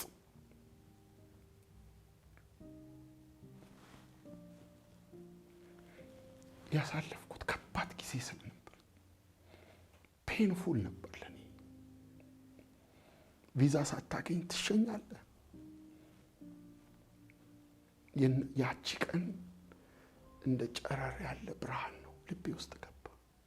በጣም ደስ አለኝ። ስጠመቅ የተሰማኝ ደስታ ተሰማኝ። በመንፈስ ቅዱስ ስሞላ የተሰማኝ ደስታ። ተከልክያለሁ እኮ ቪዛውን ተከልክያለሁ። ከዚህ በኋላ አሜሪካ አትሄድም ብሎኛል። አትሞክር፣ አንሰጥህም ብሎኛል። በጣም አስደናቂ የሆነ የመንፈስ ቅዱስ ደስታ ውስጥ የገባ። ልክ እየወጣሁ ጓደኛዬና ወንድሜ በረንዳ ላይ ቆመው ሲያፏጩ አልኳቸው። ተቃቀፉ። ቪዛ ተመታለት ብለው ነው የተቃቀፉት። እኔ ግን የተመታልኝ የመንፈስ ቅዱስ ደስታ፣ ያ ውስጤ ላይ ሞልቶ የነበረው ለመሄድ የነበረኝ ጉጉት፣ ለመውጣት የነበረኝ ፍላጎት ልክ ተኖ እንደሚወጣ ነገር ከውስጤ ወጣ፣ ነፃ ወጣ። በጣም ደስ አለኝ። ሐሴት አልኩ። ያ ኢትዮጵያዊ ጃንደረባ ቅድም እንዳልኩ መንገዱን ደስ ብሎት ሄደ። የኔ ቃል ናት፣ በህይወቴ ስላየኋት ማለት ነው። ደስ እያለ ሮጠው ዶክመንት ይታል ሲሉ ነገርኳቸው። የተመታው የመንፈስ ቅዱስ ደስታ ነው፣ ጌታን አመስግኑ አልኳቸው። ደስ ብሎኛል። ያ በጣም የጓጓውለት አሜሪካ ከውስጤ ወጥቷል። ያ መሄድ የምፈልግለት፣ ያ ብዙ ዋጋ የከፈልኩለት 6 ጊዜ ያህል ገብቼ ገንዘቤን፣ ጊዜን፣ ቤተሰቤን፣ ወዳጆቼን ያስጨነቅኩበት፣ ብዙዎች የጸለዩበት ነገር በቃ የለም አሁን ለመሄድ ጉጉት የለኝም አልኳቸው። ገባው በቃ የዛን ቀን ጓደኞቼ እውነት አልመሰላቸውም። ፍላጎቴን ስለሚያውቁ ኤርፖርት ሰው ለመሸኘት ሄጄ አለቅሳለሁ። ያንን ያውቃሉ፣ ምን ያህል ኦብሰስድ እንደነበርኩ ያውቃሉ። ለመሄድ የነበረኝን ጉጉት ያውቃሉ። እና አላመኑ። ግን በቃ እግዚአብሔር ግን ታማኝ ነው። ያቺ ምሽት ጓደኛዬ ጋር እሱ ጋር አብረን ተኝተን ወደ ተኛውበት ክፍል አንድ ሽማግሌ ሰው በራእይ ነው የማየው። ነጭ የለበሰ ሽማግሌ ከዘራ በትር ይዞ ነው የሚመጣው። ከባድ ክፍል ውስጥ መታኝ። በከዘራ ጎኔን መታኝ። ኢሳይያስ 43 ላይ ያለውን ቃል ተነስታ አንብባል። የናሱን ደጅ ሰብራለሁ፣ የብረቱን መወርወሪያ ቆርጣለሁ የሚለውን ቃል ሰጠ። አየዋለሁ። ትልቅ ሰው ነው የገባው። በጣም ግዙፍ ሰው ነው። ነጭ ለብሷል። ነጭ ጋቢ የሚመስል ነገር ጣል አድርጓል ትከሻው ላይ። አየዋለሁ። ቤቱ በብርሃን ተሞልቷል። ጓደኛ አጠገቤ ተኝቷል። እኔ ራእይ አያለሁ። መጥቶ እንደዚህ ነው የመታኝ። ጎኔን በከዘራው ነው የመታኝ። ከዘራ ይዟል። ሂጂ ሳነብ እግዚአብሔርን አመሰገንኩ። በሮቹ እንዳይዘጉ ይላል። ለቂሮስ ነው የተባለው። መልእክት ሆነኝ፣ ለኔ በሚገባኝ መልእክት ሆነኝ። መሰረተ ክርስቶስ ኮሌጅ እየተማርኩ በቃ በማግስቱ ተነስቼ ወደ ትምህርት ቤት ሄድኩኝ። ትምህርት ቤት እያለው አንድ ጸሎት የምናደርግበት ቤት አለ። ጀምሬ ነበር ፕሮግራም ተማሪ ሆኜ አንዲት እህት ቤት ውስጥ የሆነ አምልኮ ጀምሬያለሁ። በሳምንት አንድ ቀን እንጸልያለን። ተማሪዎቹ እየመጡ ቃል ያካፍላሉ። ጎረቤት ይመጣል። እዛ ፕሮግራም አደርጋለሁ። የኔ ፕሮግራም ነው። እዛ ፕሮግራም ላይ ሆኜ ጓደኛዬ ይደውላል። ትምህርት ቤት እኔን ፈልጎ ማለት ነው። ሊያገኘኝ አልቻለም። ደጋግሞ ይደውላል።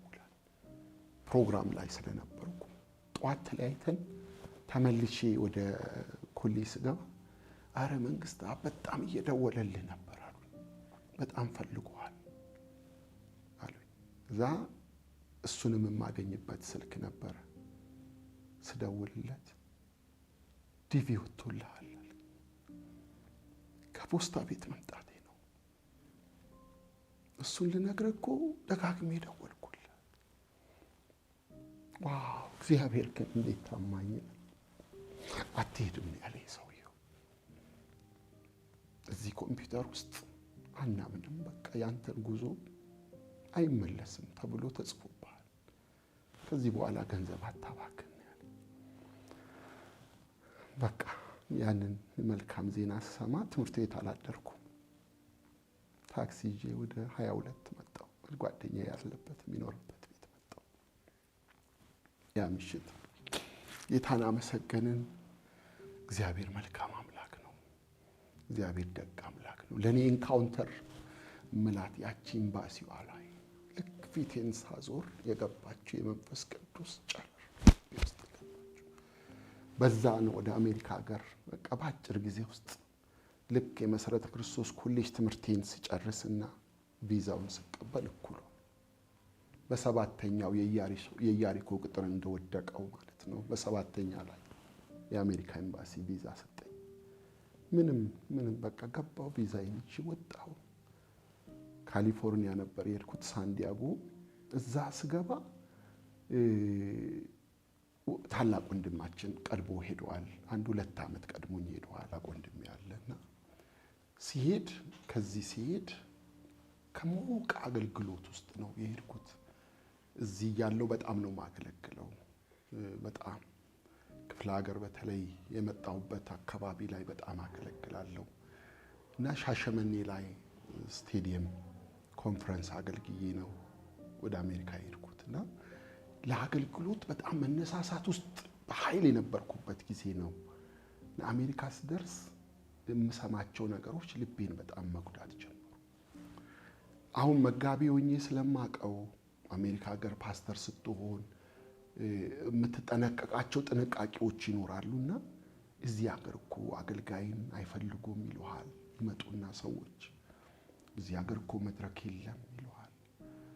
አንተ እዛ ኢትዮጵያ ወንጌላዊ እንደሆንክ ሰምተናል። በቃ እዚህ የሆነ ነገር ውስጥ መግባት ነው ያለብህ፣ ኑሮን ማሻሻል፣ ስራ መፈለግ ነው ያለብህ። እንትና የሚባል አገልጋዩ መጥቶ እኮ አሁን ታክሲ ይነዳል፣ አገልግሎት ትቷል ይሉኛል። በቃ የምሰማቸው ነገሮች ጥሩ አልነበሩ እና በጣም ይጎዱኝ ነበር። እና ይህን የሚለኝ ህዝቡ ነው፣ ሰዎች ናቸው። ከቤተ ክርስቲያን መሪዎች አይደለም የምሰማው። እና መሪዎቹ አይፈልጉም የሚሉ አይነት ወሬዎች ነው የምሰማው። እና በጣም እየጎዳኝ መጣ። መመለስ በጣም ፈለጉ። ያ የጓጓውለትን አሜሪካ ያለመሄዴን አፈኩትን አሜሪካ ካየው በኋላ ወይ ለዚህ ነው እንዴ በሬን ያረድኩት እንዳለው ሰው ልመለስ። በቃ የመጀመሪያዎቹ ጥቂት ወራቶች ከባድ ነበሩ። በቃ መሄድ አለብኝ። ደግሞ የምወዳት እጮኛዬን ኢንጌጅ አድርጌ ነው የሄድኩት።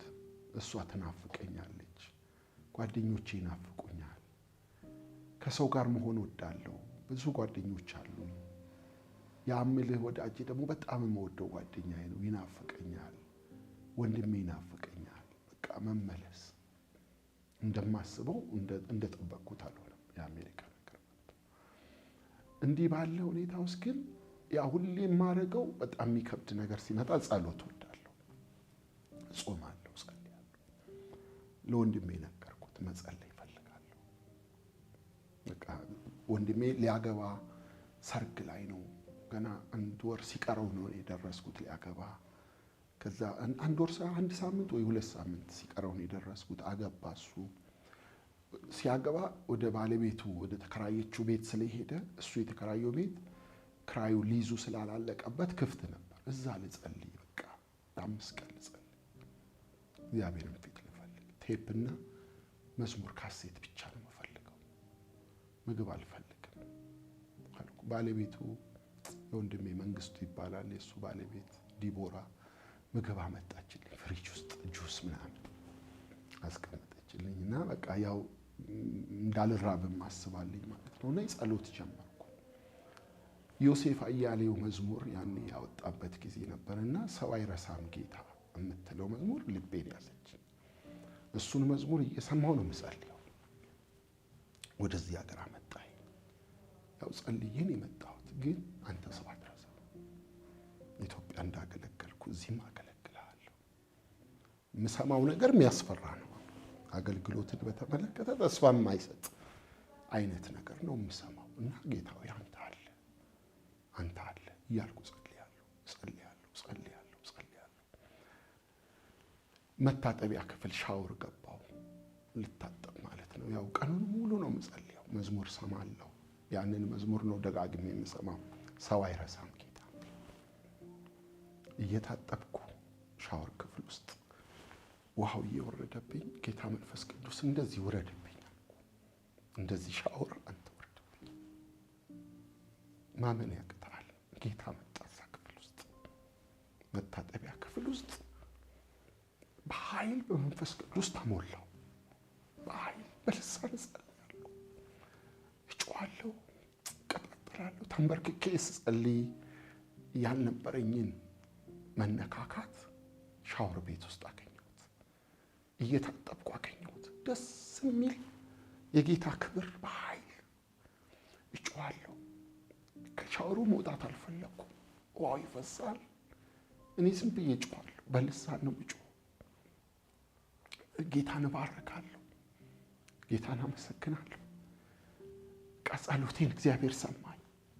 ሐሴት ማድረግ ጀመርኩ። እዛው እየጸለይኩ ጌታ ድምፅ መጣ። ኤርምያስ ላይ ያለው ምዕራፍ 1 ቁጥር 4 ላይ ነው፣ ቁጥር 8 አካባቢ ነው። በሆድ ሳልሰራ አውቄሃለሁ፣ ከማኅፀን ሳትወጣ ቀድሼሃለሁ፣ ለአሕዛብም ነቢይ አድርጌሃለሁ። ወየው ጌታ ሆይ እኔ ብላቴና ነኝ፣ እናገር ዘንድ እኔ አልችልም። ወደምልክህ ስፍራ ሁሉ ትሄዳለህ፣ የማዝን ሁሉ ትናገራለህ። ብላቴና ነኝ አትበል፣ እነሆ አድንህ ዘንድ እኔ ካንተ ጋር ነኝ ይላል እግዚአብሔር። የመጨረሻዋ ቃል ናት ልቤን የያዘችው። እነሆ አድንህ ዘንድ ካንተ ጋር ነኝ የምትል ቃል። እግዚአብሔር እንደዛ አለኝ። በቃ እዚህም ሀገር ካንተ ጋር አልረሳም። ከልጅነትን የጠራው በኋላ አልተውህም። ለእኔ ያቺ ቀን ልዩ ነበረች። መንፈስ ቅዱስ ልቤን አሳረፈው ማለት ነው። አታምንም። የዛን ቀን እሁድ ቤተ ክርስቲያን ሲሄድ ፓስተሩ መጥቶ ቅፍ አረገኝ። የሆነ ከተማ ሄዳለሁ፣ ስብሰባ፣ የፓስተሮች ስብሰባ አለ እና አንተ እንድትሰብክ ፈልጌያለሁ። ሳገለግል አይቶኝ አያውቅም። ሐሙስ የሚባል የሚድዊክ አገልግሎት አላቸው። እዛ ሚድዊክ ሰርቪስ ላይ ካላቆመህ እሁድ ቀን አይሰጥህም ፓስተሩ። የሰማሁት እንደሱ። እኔ አልቆምኩም። የዛ ሚድዊክ ሰርቪሱ ላይ ማገልገል ስለሆነ ፍላጎቴ። ሰባኪ ስትሆን መስበክ ትወዳለህ፣ ማገልገል ትወዳለህ፣ የተጠራህለት ስለሆነ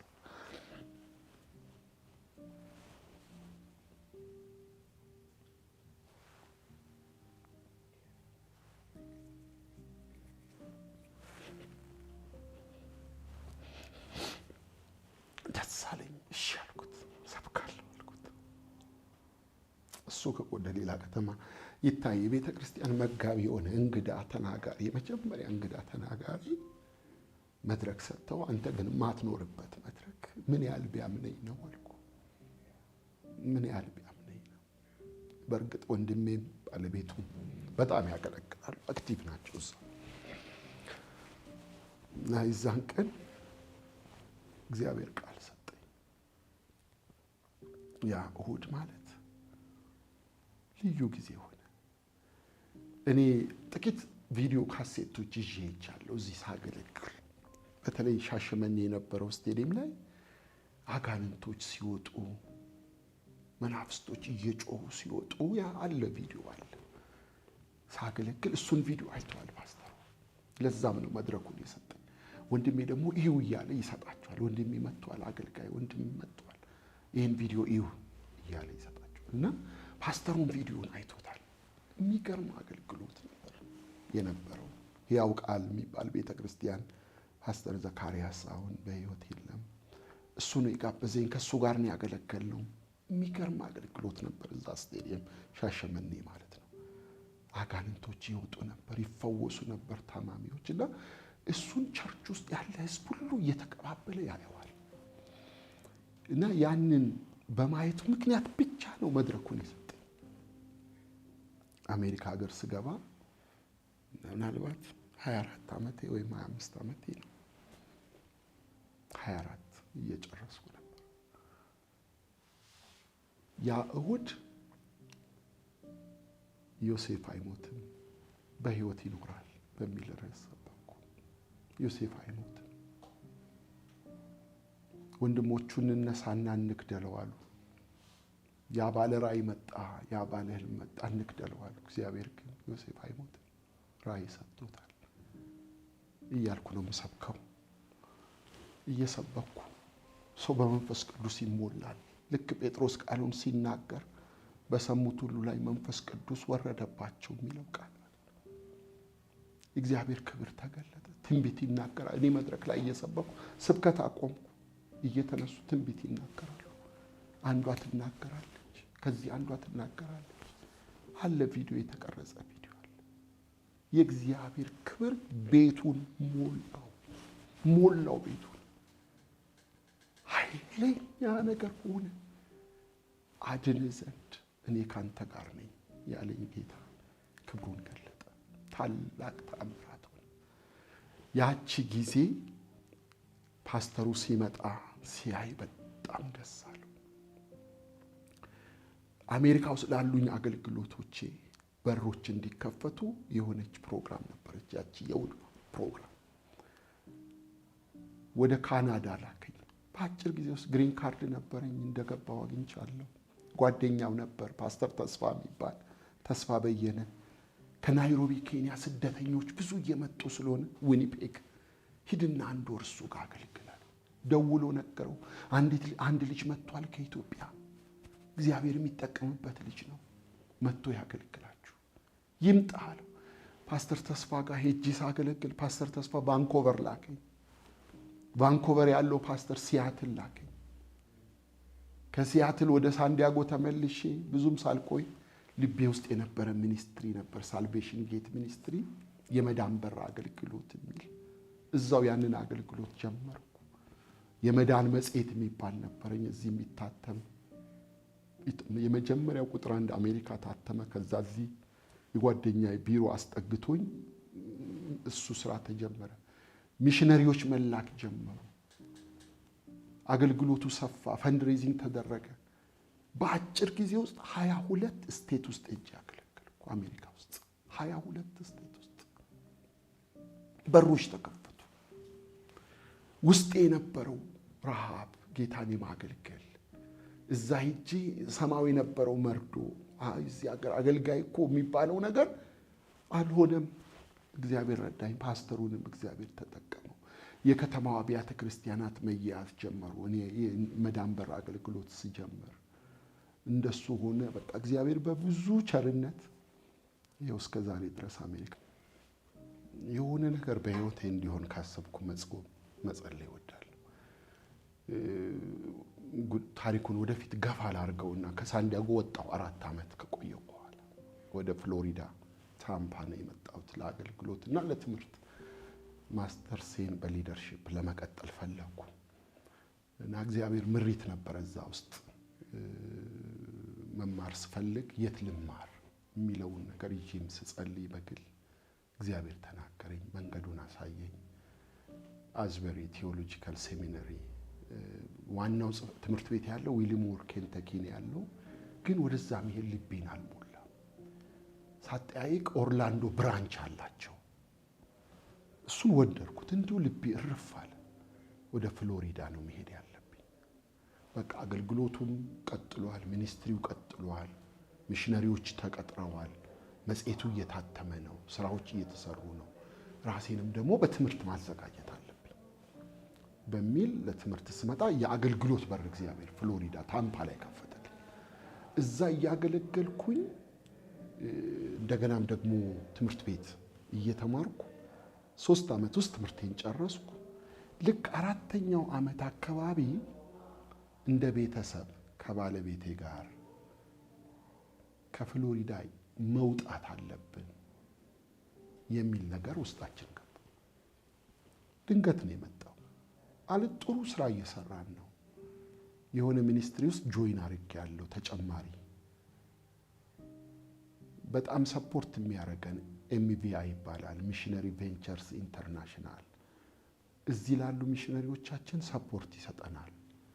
ሳይክሎች፣ ሞተር ሳይክሎች ይሰጠናል። ኦዲዮ ባይብሎች ይሰጠናል። ነጮች ይዤ እመጣለሁ፣ ትሬኒንግ እሰጣለሁ። እዚህ የተለያየ ፕሮግራሞች አዘጋጃለሁ፣ ክፍለ ሀገርም አዲስ አበባ እና ሚኒስትሪው ፍሎሪሽ እያደረገ ነው። አገልግሎቱ ፍሎሪሽ እያደረገ ነው። ታምፓ ያለው ጉባኤ ትንሽ ጉባኤ ነው። ነፃነት ይሰጡኛል። ኢትዮጵያ ልምጣ ስል አይከለክሉኝም። በአመት 2 የምመጣበት ጊዜ አለ። ነጮች እያያዝኩ እመጣለሁ። ይሄ ኤምቢአይ የሚባለው ሲኤምኤ የሚባል ደግሞ ክርስቲያን ሞተር ሳይክል አሶሲዬሽን ይባላል። ከነሱ ጋር ፓርትነር ሆኖ ነው የሚሰራው። እዛ ፓርትነርሺፕ ውስጥ ገባው። ከኢትዮጵያ ሞተር ሳይክል ፈልጎ እርዳታ የሚጠይቅ አካል እንኳን ቢመጣ ደብዳቤው እኔ ጋር ነው የሚመጣው። የኢትዮጵያ ተወካይ አረጉኝ። እንደሱ ባለው ሁኔታ ነው ፍሎሪዳ እንደጨረስኩ ይሰማኝ ጀመር። ከምቾት ከተመቸ ሁኔታ መውጣት አለብን የሚል ነገር ባለቤቴ እህቷን መታለች ወደ አሜሪካ፣ እኛም ብላ ፍሎሪዳ መታለች። አሁን እሷንም ጥሎ መሄድ ነው ትላለች። ግን በቃ ውስጤ ውጡ የሚል ነገር እየገፋኝ ይመጣል። እንደ ቤተሰብ እንጸልያለን፣ እግዚአብሔር እንዲናገረን። የት ነው የምንሄደው? መሪዎቹም ውስጥ ያለውን ነገር ያዩና በጣም ነው የሚወዱኝ። ፍሎሪዳ የነበሩ ሽማግሌዎች አንተ እኮ ትልቅ ጉባኤ ውስጥ ነው መግባት ያለብህ፣ ይሄንን የሚያክል አቅም ይዘኛ መካከል 30-40 ሰው መካከል ብለው ለኔ ያስቡልኛል፣ ይሳቀቃሉ። ለዚህ ነው ስወጣ ደስተኛ ናቸው፣ ሳገለግል ስጋበዝ ደስተኛ ናቸው። ዩሮፕ ሄዳለሁ፣ እንግሊዝ ሄዳለሁ፣ በሮች ይከፈታሉ፣ እጠራሉ እና እነሱ በጣም ፈቃደኛ ነው። በመንቀሳቀሴ ምንም አይከፋቸው። ፓስተራቸው ነኝ፣ ሙሉ ጊዜ ፓስተራቸው። ይሄም የሚኒስትሪው ነገር አለ። ከዛ ጊዜ ጀምሮ መጸለይ ጀመር። ያ ሞመንት ለኔ በተለይ ከ2012 ጀምሮ በፈረንጆች በርካታ ጾም ጸሎቶች ያረኩባቸው ጊዜያቶች ናቸው። እንደ ቤተሰብም በግል 40 ቀን ጾም ጸሎት ይዛል። 21 ቀን ጾማለሁ፣ እጸልያለሁ። የሥራው ጫናም ትንሽ ጉባኤ ስለሆነ ብዙ አይደለም እና በጣም ጾማለሁ፣ ጸልያለሁ፣ እግዚአብሔርን እፈልጋለሁ። ምሪት ነው የምጠይቀው፣ ክሊር የሆነ ምሪት እጠይቃለሁ። ኢትዮጵያም ለመግባት ሞክረን እናውቃለን። ፍሎሪዳ እያለ ልጆች ይዘን መተን ይሄ ሚኒስትሪው ሚሽነሪ ቬንቸርስ ወደ ኢትዮጵያ ሊልከን በጀት ሰጥቶን ሁኔታ አመቻችቶልን ያኔ 2 ልጆች ነበሩ። አንዷ ገና ጥቂት ወራት ናት። ሁለተኛው ልጃችን መተን ታመሙብን። ሄደን ትንሽ ቆይተን እንየው ብለን ኒዱንም እናጥና ብለን መተን በጣም ማይመች ነገር ገጠመን። ልጆቹ ይታመማሉ፣ እኔ ታምሜ አላቅም፣ እታመማለሁ። ጥሩ አልነበረም። አይ እንቆይ፣ እነዚህ ልጆች ማደግ አለባቸው ብለን ያሰብነውን እርግፍ አድርገን ኢትዮጵያ ለመግባት ያሰብነውን ትተናል። ግን ከፍሎሪዳ እንውጣ፣ በቃ ተክተን እንውጣ። ያኔ 4 ዓመት ነው ያገለገልኩት። ለመውጣት ማሰብ ሲጀምር የ4 ዓመት ቆይታ ነው የነበረኝ። ግን የት እንደሚሄድ አላቅም። በዛ ሂደት ውስጥ እየጸለይኩ እየጾምኩ ባለቤቴ ጋራ እየጸለይ እሷ ልቤ ውስጥ ያለውን እንዳደርግ ጌታ የሚለኝን እንዳደርግ ቀኝ እጇን ትሰጠኛለች። ጌታ እንደምሰማ ታውቃለች። እግዚአብሔር እንደሚናገረኝ ታውቃለች። እግዚአብሔር ያለህን እናደርጋለን፣ እግዚአብሔር የሚናገርን እንፈጽማለን። 5 ዓመት ሞላ እንዲህ ያለን 6 ዓመት ሆነ። አንወጣም። ግን እንደጨረስክ ታውቃለህ። ውስጥህ አጥቢያ ውስጥ ካለው ስራ አንጻር ጉድለት ይሰማሃል። መልቀቅ አለብኝ ትላለህ። የት እንደምትሄድና ነገሮቹ ተሳክቶ እጅ ውስጥ አይገቡም። ሳገለግል ግን ከልብ ያገለግላለሁ። እንደ ትንሽ ጉባኤ አይደለም ማገለግለው። እያላበኝ ፎጣ ይዤ ነው የምሰብከው። ሱቴን ለብሼ ነው የምሰብከው። በአክብሮት ነው የምሰብከው። እጎበኛቸዋለሁ፣ አስተምራቸዋለሁ፣ አብሬያቸው ጸልያለሁ። እነሱም ያውቃሉ። ውስጥ ያለውን ነገር ስለሚያውቁ መሄድ ማሰቤን እነሱን የሚጎዳ ቢሆን እንኳን እኔ እንድጠቀም ሰፊ እርሻ ውስጥ እንድገባ ይፈልጋሉ። በእንደዚህ አይነት ሁኔታ ውስጥ ቴክሳስ ለምን ሙቭ አናረግም አልን ከባለቤቴ ጋር ማለት ወደ ቴክሳስ ለመሄድ። 3ኛ ልጃችንም ተወለደች። እዘጋጀት ጀመርን። 2000 ምናልባት 13 መጨረሻ አካባቢ ይመስለኛል ወደ ቴክሳስ ሳን አንቶኒዮ ጓደኛ አለኝ፣ ዘጸአት ይባላል። እሱ ጋር ልሂድ ፓስተር ነው ወይስ ደግሞ ዳላስ ልሂድ ወይስ ደግሞ ኦስትን? ቴክሳስ የሚለውን ነገር ማጉላት ጀመርን። ሄደን ሂውስተን ገባን። መጀመሪያ ትኬታችንን ወደ ሂውስተን ቆረጥን። አየን፣ እዛ 2 ቆየን። ከተማው ትልቅ ከተማ ነው፣ በጣም ቢዚ ከተማ ነው። ቤተሰብ ለማሳደግ እንዴት ነው ብለን በቃ በራሳችን ነው ጥረት የምናረገው። አንድ ጓደኛ አለን እዛ፣ እሱም አብሮን 1 ቀን አሳለፈ። ከሂውስተን ወደ ነው ሳን አንቶኒዮ ነው የነዳ ነው። እዛ ጥቂት ቀናት አሳለፈን። ጓደኛችንም አስጎበኘን። ትንሽ ልባችን ደስተኛ የሆነው ሳን አንቶኒዮ ለመግባት ነው። ግን አበሻ የለም።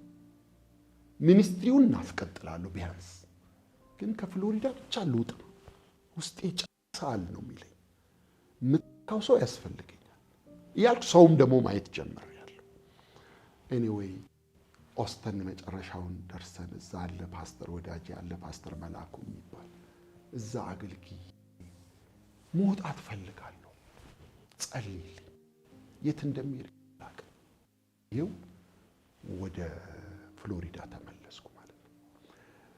ምን ይሆንልሃል? በዚህ ጊዜ አሁን ማገለግልበት አጥቢያ ቤተክርስቲያን ለ4 ዓመት አገልጋይ ትፈልጋለች።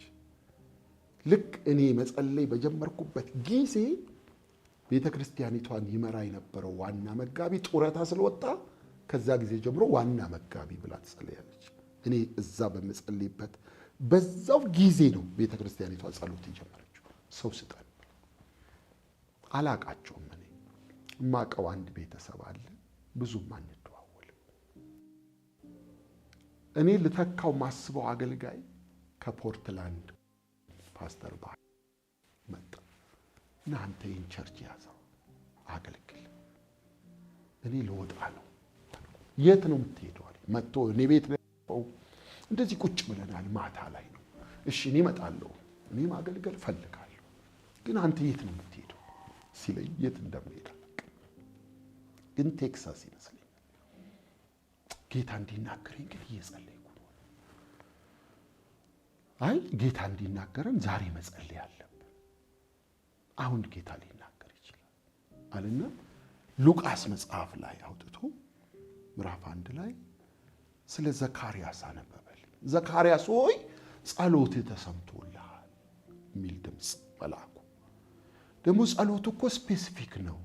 ሚስት ኤልሳቤጥ ትወልድልሃለች አለው። እንደገናም እግዚአብሔር ስም ነገረው። ስሙንም ዮሐንስ ትለዋል። እግዚአብሔር እኮ ስም ጠርቶ መናገር ይችላል። እንጸልይ አለ። መጸለይ ጀመርን። ረጅም ሰዓት ነው የምንጸልየው። ባለቤቴ እንደውም ደከማት። ከልጆች ጋራም ላይታይ ስትል ስለዋለች እኛ ጸሎቱን ስንቀጥል እሷ ገባች ልትተኛ ማለት ጸልያ ሚድናይት አለፈ። እየጸለየ ከተንበረከከበት ብድግ ብሎ ቆመ።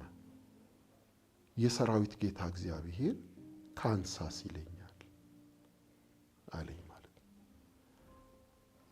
አልደነገጥኩም። ሰርፕራይዝ አላረገኝም።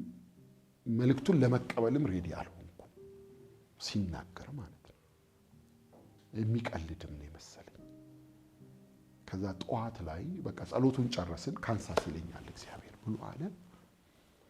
ጠዋት ላይ ክሊር ወተር ቢች የሚባል አለ። ውሃ ላዝናናው እየነዳን እየሄድን ግን እየቀለድክ ነው አይደል አልኩት ማለት ነው። እኔ ካንሳስ ማንንም አላውቅም። ደግሞ እኔ ልቤ ውስጥ የሌለውን ነገር ጌታ እንዴት ይናገራል? ይሄ ከጌታ አይደል እለዋለሁ ማለት ነው። ጓደኛዬ ነው፣ እንቀላለዳለን።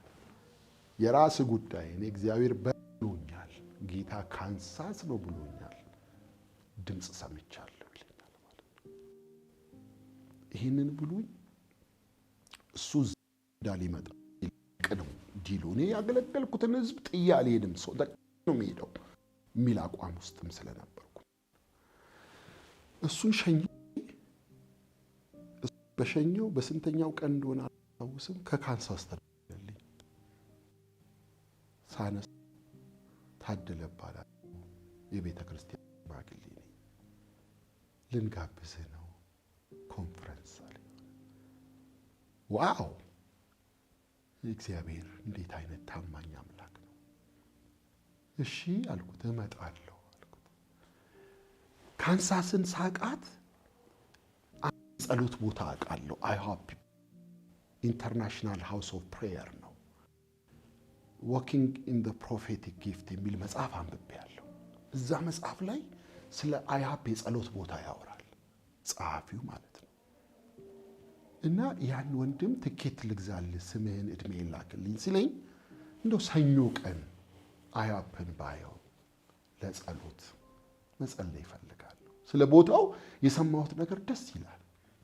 እንደው ባየው አልኩት። አላውቀውም፣ አገሩን አላውቀውም፣ ሄጄ አላውቅም። ማቀው አንድ የአብያተ ክርስቲያናት በወቅቱ ዳይሬክተር የነበረ ፓስተር ግዛውን አውቃለሁ። ሌሎች ካፕሎች አርሲ ነገሌ ነበሩ፣ ማቃቸው ባልና ሚስቶች አሉ፣ ሲሳይና አበባ አሉ። ግንኙነታችን ብዙ ካንሳስ እንደሚኖሩ ነው ማቀው። ግን ይሄ መልእክት ሲጣ ይሄ ወንድም ሲደውል ጸሎት ቦታውን ማየት ፈለኩ። ወይጄ እዛ ብጸልይ የሚል ማለት ነው። እኔ በቃ ካንሳስ እንደሚሄድ ገባኝ። መልእክቱም ስለሆነ ሲደውል ገባኝ። ወዲያው ኮኔክት ኤኒዌይ አገልግሎቴን ሲጨርስ ያ ያልኩ የቤተ ክርስቲያን መሪ ታደለ የሚባል ማክሰኞ እንድመለስ ኮልኛል ትኬቴን ሰኞ ሄጄ ለመጎብኘት ፓስተር ግዛውን ጠየቅኩት ማለት ነው። ማቀው እሱን ስለሆነ አያብ ጸሎት ቦታ መሄድ ፈልጋለሁ ተወስደኛለሁ ወስዳለሁ ጧት መጥቼ ይሄዳለሁ አሉ መሪዎች ላሉኝ አገልግሎቴን ወደውታል ደስ ብሏቸዋል ጥሩ ጊዜ አሳልፌያለሁ ጥሩ ተቀብለውኛል አስተናግደውኛል ባርከውኛል ስጦታ ሰጥተውኛል በቃ አያብ ያለውን ጸሎት ተካፍዬ ማክሰኞ ጧት እኔ ወደ ፍሎሪዳ መመለስ ነው የኔ ሐሳብ ልክ እዛ ጸሎት ቦታው ሚዙሪ ነው ያለው ወጣ ይላል ከካንሳስ ትንሽ ወደ 45 ደቂቃ 40 ደቂቃ ነጥቶን ይወሰደኝ ልክ ስንገባ ኮሪደር አለው ትልቅ ኮሪደር ሬስትሩም የሚል አየውና ሽንቴ ልሽና ብዬው እኔ ወደ ሬስትሩም ሄዳለሁ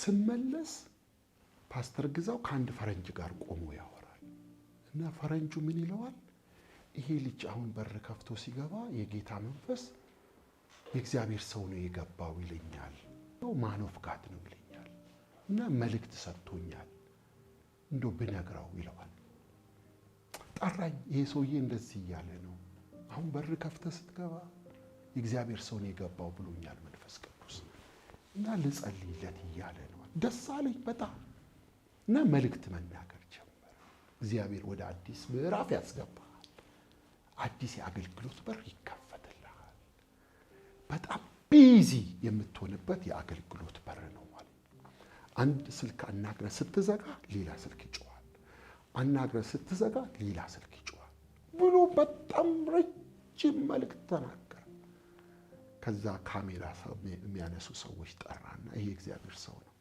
ከዚህ ሰው ጋር ፎቶ መነሳት ፈልጋለሁ ብሎ ፎቶ አብረን ተነስተን ቢዝነስ ካርዱን ሰጥቶኝ ወደሚጸለይበት አዳራሽ ስንገባ የፓስተር ግዛው ስልክ ጮኸ ማለት ነው ልጁ ናት ፈልጋለሁ ትለዋለች ፓስተር በቃ መሄድ አለብን ልጄ ደወለች አለ አልጸለይኩም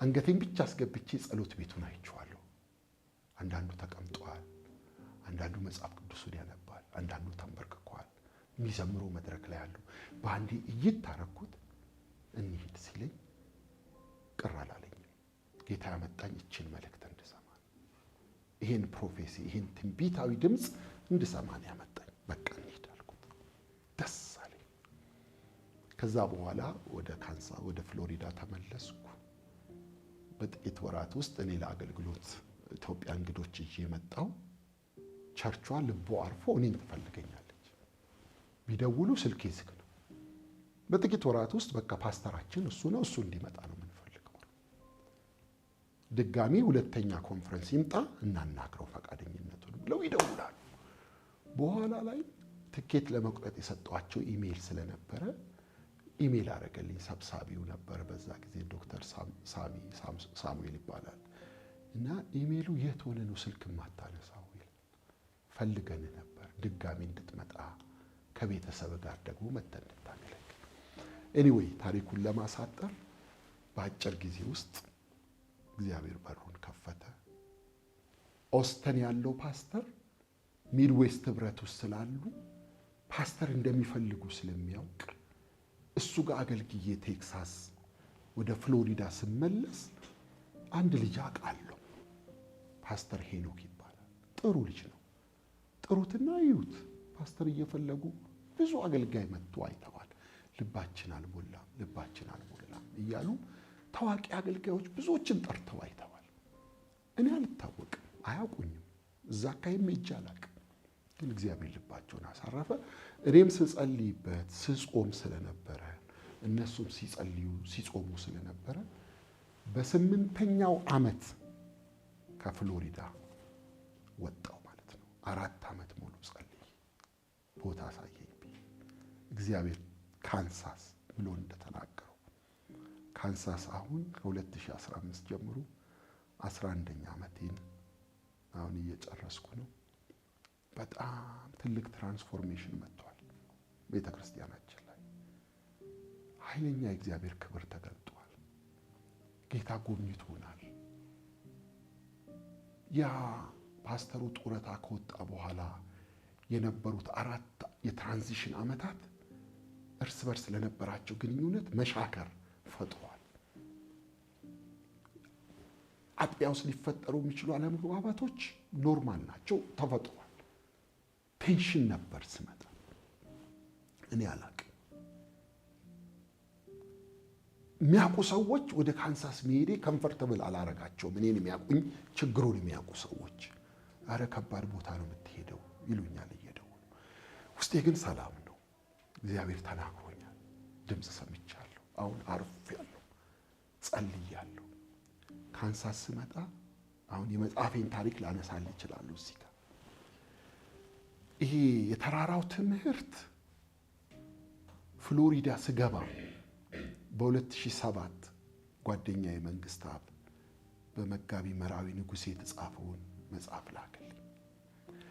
በመጽሐፍ ኢምፓርቴሽን እንዳለ ያየሁት በመጋቢ መራዊ መጽሐፍ ነው። ጌታ መጽሐፍ እያነበቡ ሰዎች ሊነካ እንደሚችል ያየሁት በዛ መጽሐፍ ነው። የመጀመሪያ መጽሐፉ ነች ማለት ቮሊዩሟ ትንሿ መጽሐፍ በተራራው ትምህርት ዙሪያ የተጻፈችው ትንሿ ቱምቢ ከመጽሐፉ በፊት የነበረች ማለት ነው። እሷን መጽሐፍ ሳነብ ሕይወት የተነካ ጌታ የሚጠይቀውን ሕይወት ለመኖር መናፈቅ ጀመርኩ መጽሐፏን አንብቤ ማለት ነው። ከዛ ጊዜ ጀምሮ ጸልያለሁ። ዛሬም ማለት አሁን እየኖርኩ ነው ልል ሳይሆን ፍላጎቱ ውስጤ በኃይል ጨመረ። ጥሩ ሰው አድርገኝ፣ በቃ መልካም ሰው አድርገኝ። እዚህ ጋር የተጻፈውን ቀኙን ሲመቱ ግራውን የሚሰጥ ሰው አድርገኝ። አንድ ምዕራፍ ተጠይቆ እጥፍ የሚሄድ ሰው አድርገኝ። ልቆረስልህ የሚል ጩኸት ውስጥ የገባ መጽሐፉን አንብቤ ማለት ነው። እኛ ፍሎሪዳም ሰብኬዋለሁ፣ አስተምሬዋለሁ መጽሐፉን። ወደ ካንሳስ ስመጣ ውስጤ ይሄ መጽሐፍ አሁንም ይሄ የተራራው ትምህርት ጩኸት ውስጤ ስለነበረ ቴንሽን ውስጥ ነው የመጣሁት። እንዳልኩ አለመግባባቶች በተወሰነ ደረጃ ነበሩ አጥቢያ ውስጥ፣ ግን የከፉ አይደሉም። አንድነታቸው ተጠብቋል፣ ሰላማቸው ተጠብቋል። ኢንቴሌክቹዋል አርጊውመንት ነው ያላቸው። ይሄ ዝም ብሎ ነገር ሳይሆን በእውቀት የተመሰረተ አለመግባባቶች፣ ለምን ይሄን ታረጋላችሁ፣ ለምን ይሄ አይደረግም አይነት ነው የነበረው ቴንሽን ማለት ነው። እኔ ደግሞ ይሄን ቃል ተሞልቼ ነው የመጣሁት። ኮሎምበስ ኦሃዮ ፈረንጆች ያዘጋጁት አንድ ስብሰባ ላይ ተገኝቼ ያረፍኩበት ሆቴል ውስጥ ጌታ ሮሜ 8:29 ሰጥቶኛል። ካንሳስ ለመምጣት 2 ወር ቀርቶኝ ልጁ በብዙ ወንድሞች መካከል በኩር ይሆን ዘንድ አስቀድሞ ያወቃቸው የልጁን መልክ እንዲመስሉ አስቀድሞ ደግሞ ወስኗል። ይሄ ቃል ውስጥ ያለ ኢየሱስን መምሰል። ኢየሱስ እንዴት ነው የምንመስለው? እሱ በኖረው ህይወት፣ እሱ ያስቀደመውን በማስቀደም እያልኩ ውስጤ ይቀጣጣል። ከተራራው ትምህርት ጋር አያይዤ ይህን ትምህርት እንደመጣው ካንሳስ ላይ አስተማር። ቸርቹ ተለወጠ። ቶታል ትራንስፎርሜሽን ነው ቸርቹ ላይ የመጣው። የሚታይ እርቅ ወረደ። የ21 ቀን ጾም ጸሎት ይህን ትምህርት አስተምሬ ስጨርስ ቸርቹ ላይ አወጅ። እንጹም እንዳልኩ መጾም መጸለይ በጣም ወዳለሁ። እንጹም ለመጀመሪያ ነው በቸርቿ ታሪክ ሲነግሩኝ 21 ቀን ጾም ጸሎት ተያዘ። ልክ ጾም ጸሎቱ እየተደረገ ሽማግሌዎቹ በዛ ትራንዚሽን መካከል የተፈጠረው አለመግባባት በእርቅ መፈታት አለበት ወደሚል ነገር መጡ። ራሳቸው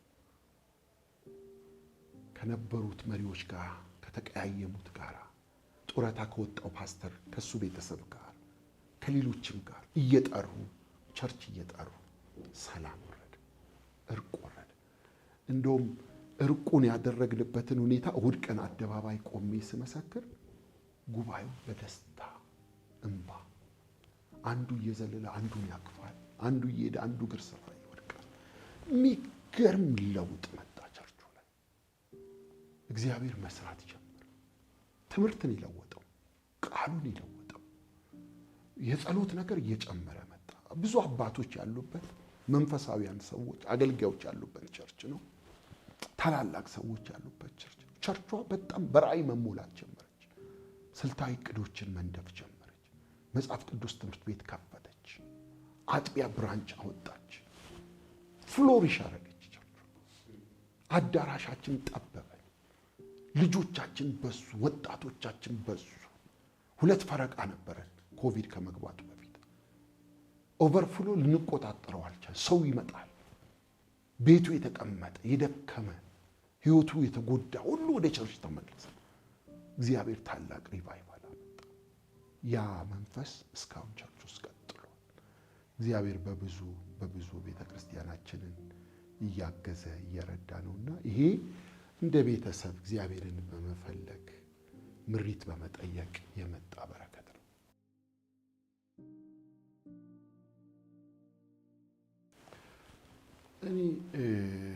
ይሄ በጣም ደስ የሚል ጥያቄ ነው።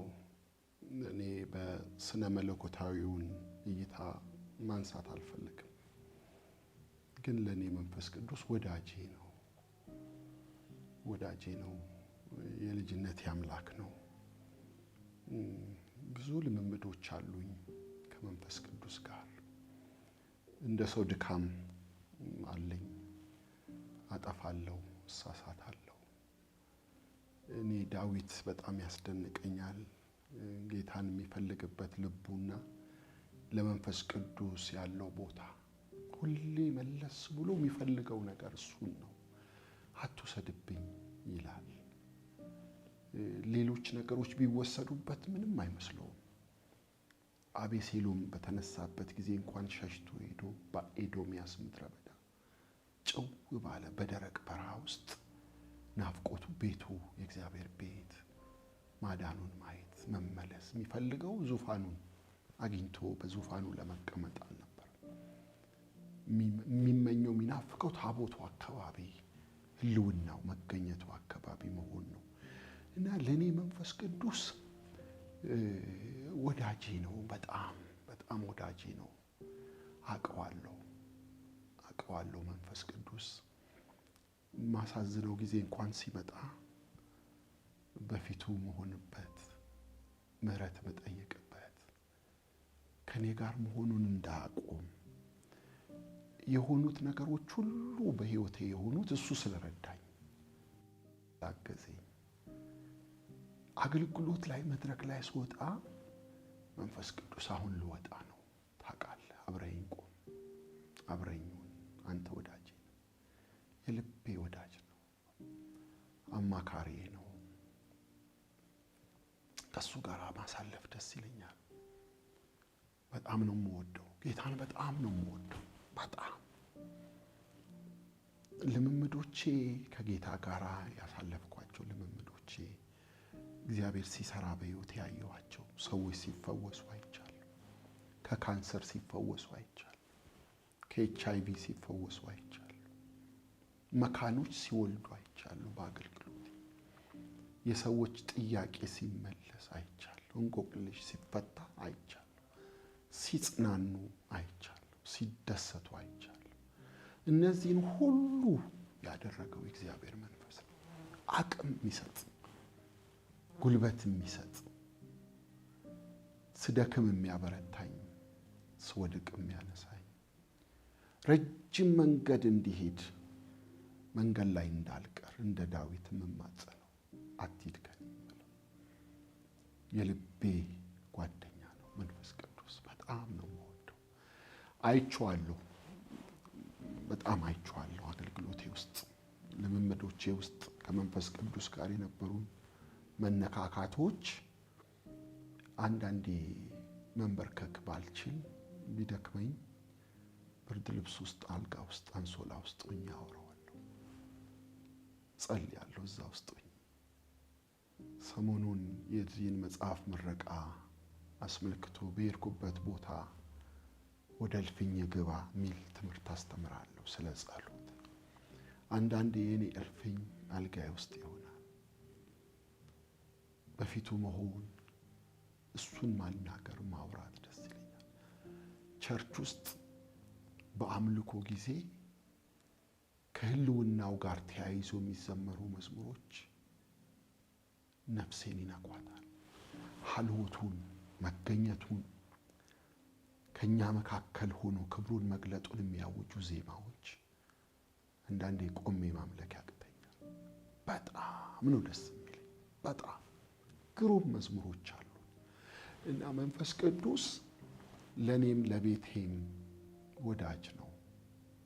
አውቀዋለሁ፣ አውራዋለሁ፣ ሲያጽናናኝ አይቼዋለሁ።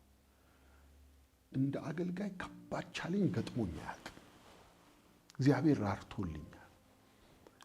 በማገለግልበት አገልግሎት ውስጥም እግዚአብሔር ቸርነት አድርጎልኛል። በፍቅር ነው የማገለግለው። በነበርኩባቸው ቦታዎች ሁሉ ከልጅነቴ ጀምሮ አሁን እስካለሁበት ደረጃ ድረስ ሰላማዊ የሆነ ጉዞ ነው የተጓዝኩት። ጤናማ የሆነ ህብረት ነው ያለኝ ከማገለግለው ህዝብ ጋር። ይሄ የሆነው በእኔ አይደለም። ብዙ ድካሞች አሉ። የደገፈኝ መንፈስ ቅዱስ ነው። ሰሞኑን ዝም ብዬ አስባለሁና እዚህ መጥቼ እግዚአብሔር ብዙ እድሎች ሰጠኝ። አንዳንድ ያልጠበቅኳቸው በሮች እግዚአብሔር ከፈተልኝ። ሳልመጣ ነው በርግጥ ስቴዲየም ላይ የአብያተ ክርስቲያናት ኮንፈረንስ የትንሣኤው ላይ እንደምሰብክ ፕሬዝዳንቱ ደውሎ ሲነግረኝ መጋቢ ደረጀ ጌታ መንፈስ ቅዱስ የተናገረኝ ነገር አለ ማቀው እግዚአብሔር እሰጥሃለሁ ያለኝ መድረኮች አሉ። ለኔ ቢግ ዲል ነው። መንፈስ ቅዱስን ነው ማመሰግነው። እኔ በጣም እግዚአብሔር የሚጠቀምባቸው አገልጋዮች አሉ። በጣም እግዚአብሔር የሚሰራባቸው። በፍጹም በእነሱ ደረጃ አይደለሁም። የመንፈስ ቅዱስ አብሮኝ ሲቆም አይቻለሁ። መድረክ ላይ ሆኜ የእግዚአብሔርን ህልውና ሰዎች ሲካፈሉ አይቻለሁ። ከማስተምረው ከምሰብከው መልእክት በላይ መንፈሱን ሲካፈሉ አይቻለሁ። የመንፈስ ቅዱስን መገኘት ፊል ሲያደርጉ አይቻለሁ። ለኔ መንፈስ ቅዱስ ወዳጄ ነው። አብሮነቱን፣ ህልውናውን፣ መገኘቱን ተለማምጃለሁ እና ብዙ ልነግር እችላለሁ። መንፈስ ቅዱስ እዚህ የደረስኩት በሱ ነው። አገልግሎቴ ላይ ፍሬ ያየሁት በሱ ነው። ቢተወኝ እንዴት ሆናለሁ ብዬ አስቤ አውቃለሁ። አንዳንድ ጊዜ በህይወቴ እንደሚገባኝ ያልተጋውባቸውና ያልጸለይኩባቸው ደፍሬ መድረክ ላይ ቆንኩባቸው ጊዜያቶች ሲያልፋ ያለው ለካ ከኔ የተነሳ አይደለም። ከኔ ትጋት፣ ከኔ ጸሎት፣ ከኔ ጾም የተነሳ አይደለም። ድክም ብዬ መጸለይ የሚባል ነገር ከውስጤ ጠፍቶ ፍላጎት አጥቼ አፒታይት አጥቼ አውቃለሁ። ግን መድረክ ላይ ቆማለሁ። ሲራራልኝ ለህዝቡ ሲራራ አይቻለሁ። ባይራራልኝ ኖሮ ምን ሆናለሁ ብዬ አውቃለሁ። ፈርቼ ዛሬ እንዴት ነው የምቆመው? እንደሚገባኝ እኮ አልተዘጋጀሁም። ማንበብ እንደሚገባኝ አላነበብኩም። መጸለይ እንደሚገባኝ አልጸለይኩም እያልኩ እየተሳቀቅኩ ግን ቸርነት ሲያደርግ አይቻለሁ። ለካ የምህረቱ ባለጠግነት በጣም ብዙ ነው። ህዝቡን ይወዳል መንፈስ ቅዱስ። ስለ ህዝቡ ይራራል። የሚያስመካኝ አንዳች ነገር የለም። ታናሽ ሰው ነኝ፣ ግን ሲረዳኝ አይቻለሁ። እንዳይተወኝ፣ እንዳይለየኝ፣ ብቻዬን እንዳልሆን ሁሌ እለምነዋለሁ። ህልውናውን፣ ሀልወቱን እጅግ አብዝቼ ነው የምጸልየው ብጠይቀው። ያለሱ ባዶ እንደሆንኩ ስለሚገባኝ ማለት ነው።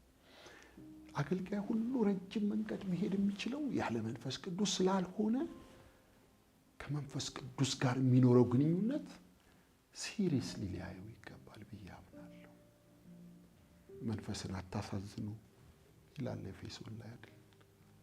እንዳያዝንብን ሁሌ አብሮን እንዲሆን ህዝቡን እንዲያወራ በእኛ ውስጥ አልፎ ክብሩን እንዲገልጥ ኢየሱስን እንዲያከብር ያ ጸሎታችን ሊሆን ይገባልና አስቤ አውቃለሁ። ግን ቸርነቱ ምህረቱ እየደገፈኝ ሲረዳኝ ደግሞ በብዙ አይቻለሁ።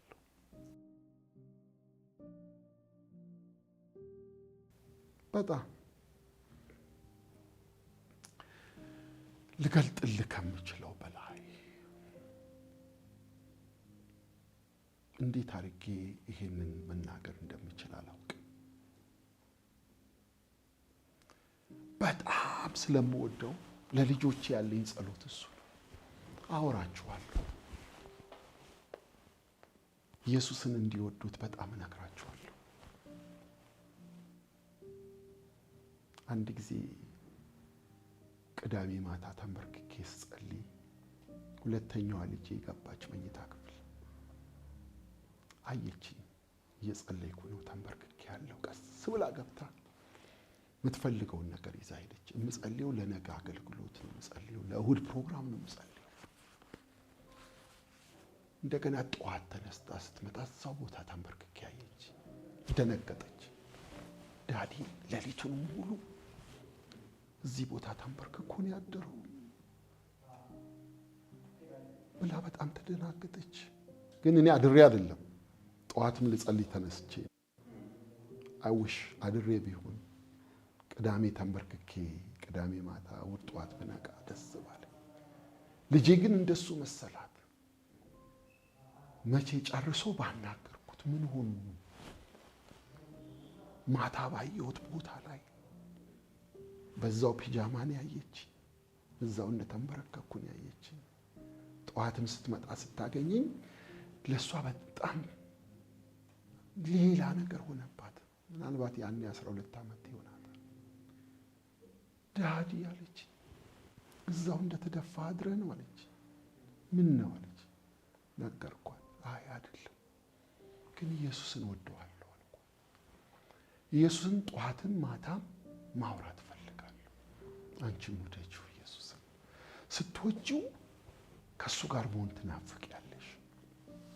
ፊቱን መናፈቅ ትጀምሪያለሽ። ትጸልያለሽ። በየቀኑ ቤታችን ጸሎት አለ። የእንግሊዘኛ መጽሐፍ ቅዱስ ኦዲዮ እንከፍትና አሁን እኔ ልመጣ ስል ሁለተኛ ሳሙኤልን እየጨረስን ነው። በቀን አንድ ምዕራፍ እነሱ በሚገባቸው አክሰንት የተቀዳ የኦዲዮ ባይብል እንከፍትና ከሰማን በኋላ ዘግተን ሪፍሌክት እናደርጋለን። ምን አገኛችሁ ከዚህ ክፍል ውስጥ? ኢየሱስ በልባቸው እንዲሳል። በአሜሪካ ምድር ልጅን ማሳደግ ከባድ ነው፣ ፈተናው ብዙ ነው። ጸሎታችን እኔም እናታቸው ይሄ ነው። እኛ የምንወደውን ኢየሱስን እንዲወዱት፣ እኛ የምናፈቅረውን ኢየሱስን እንዲያፈቅሩት። በጣም ነው የምወደው ኢየሱስን። በጣም በጣም አባቴ ነው ለኔ፣ ሁሉ ነገሬ ነው። ብዙ ነገር የሆነልኝ ሰው ነኝ እኔ። በጣም ብዙ ነገር ከኢየሱስ የተነሳ ነው። ኢየሱስ ጌታዬ ነው፣ አዳኜ ነው። የልቤ ፍላጎት ሰው ሁሉ ይሄን ጌታ ቢያይ፣ ቢቀምሰው፣ ቢያውቀው፣ ከሱ ጋር ቢነካካ እንደ እብድ ይሆናል። ሁሉን ጥሎ ይከተለዋል። ያ ነው የኔ ናፍቆት። በጣም ወደዋለሁ ኢየሱስ።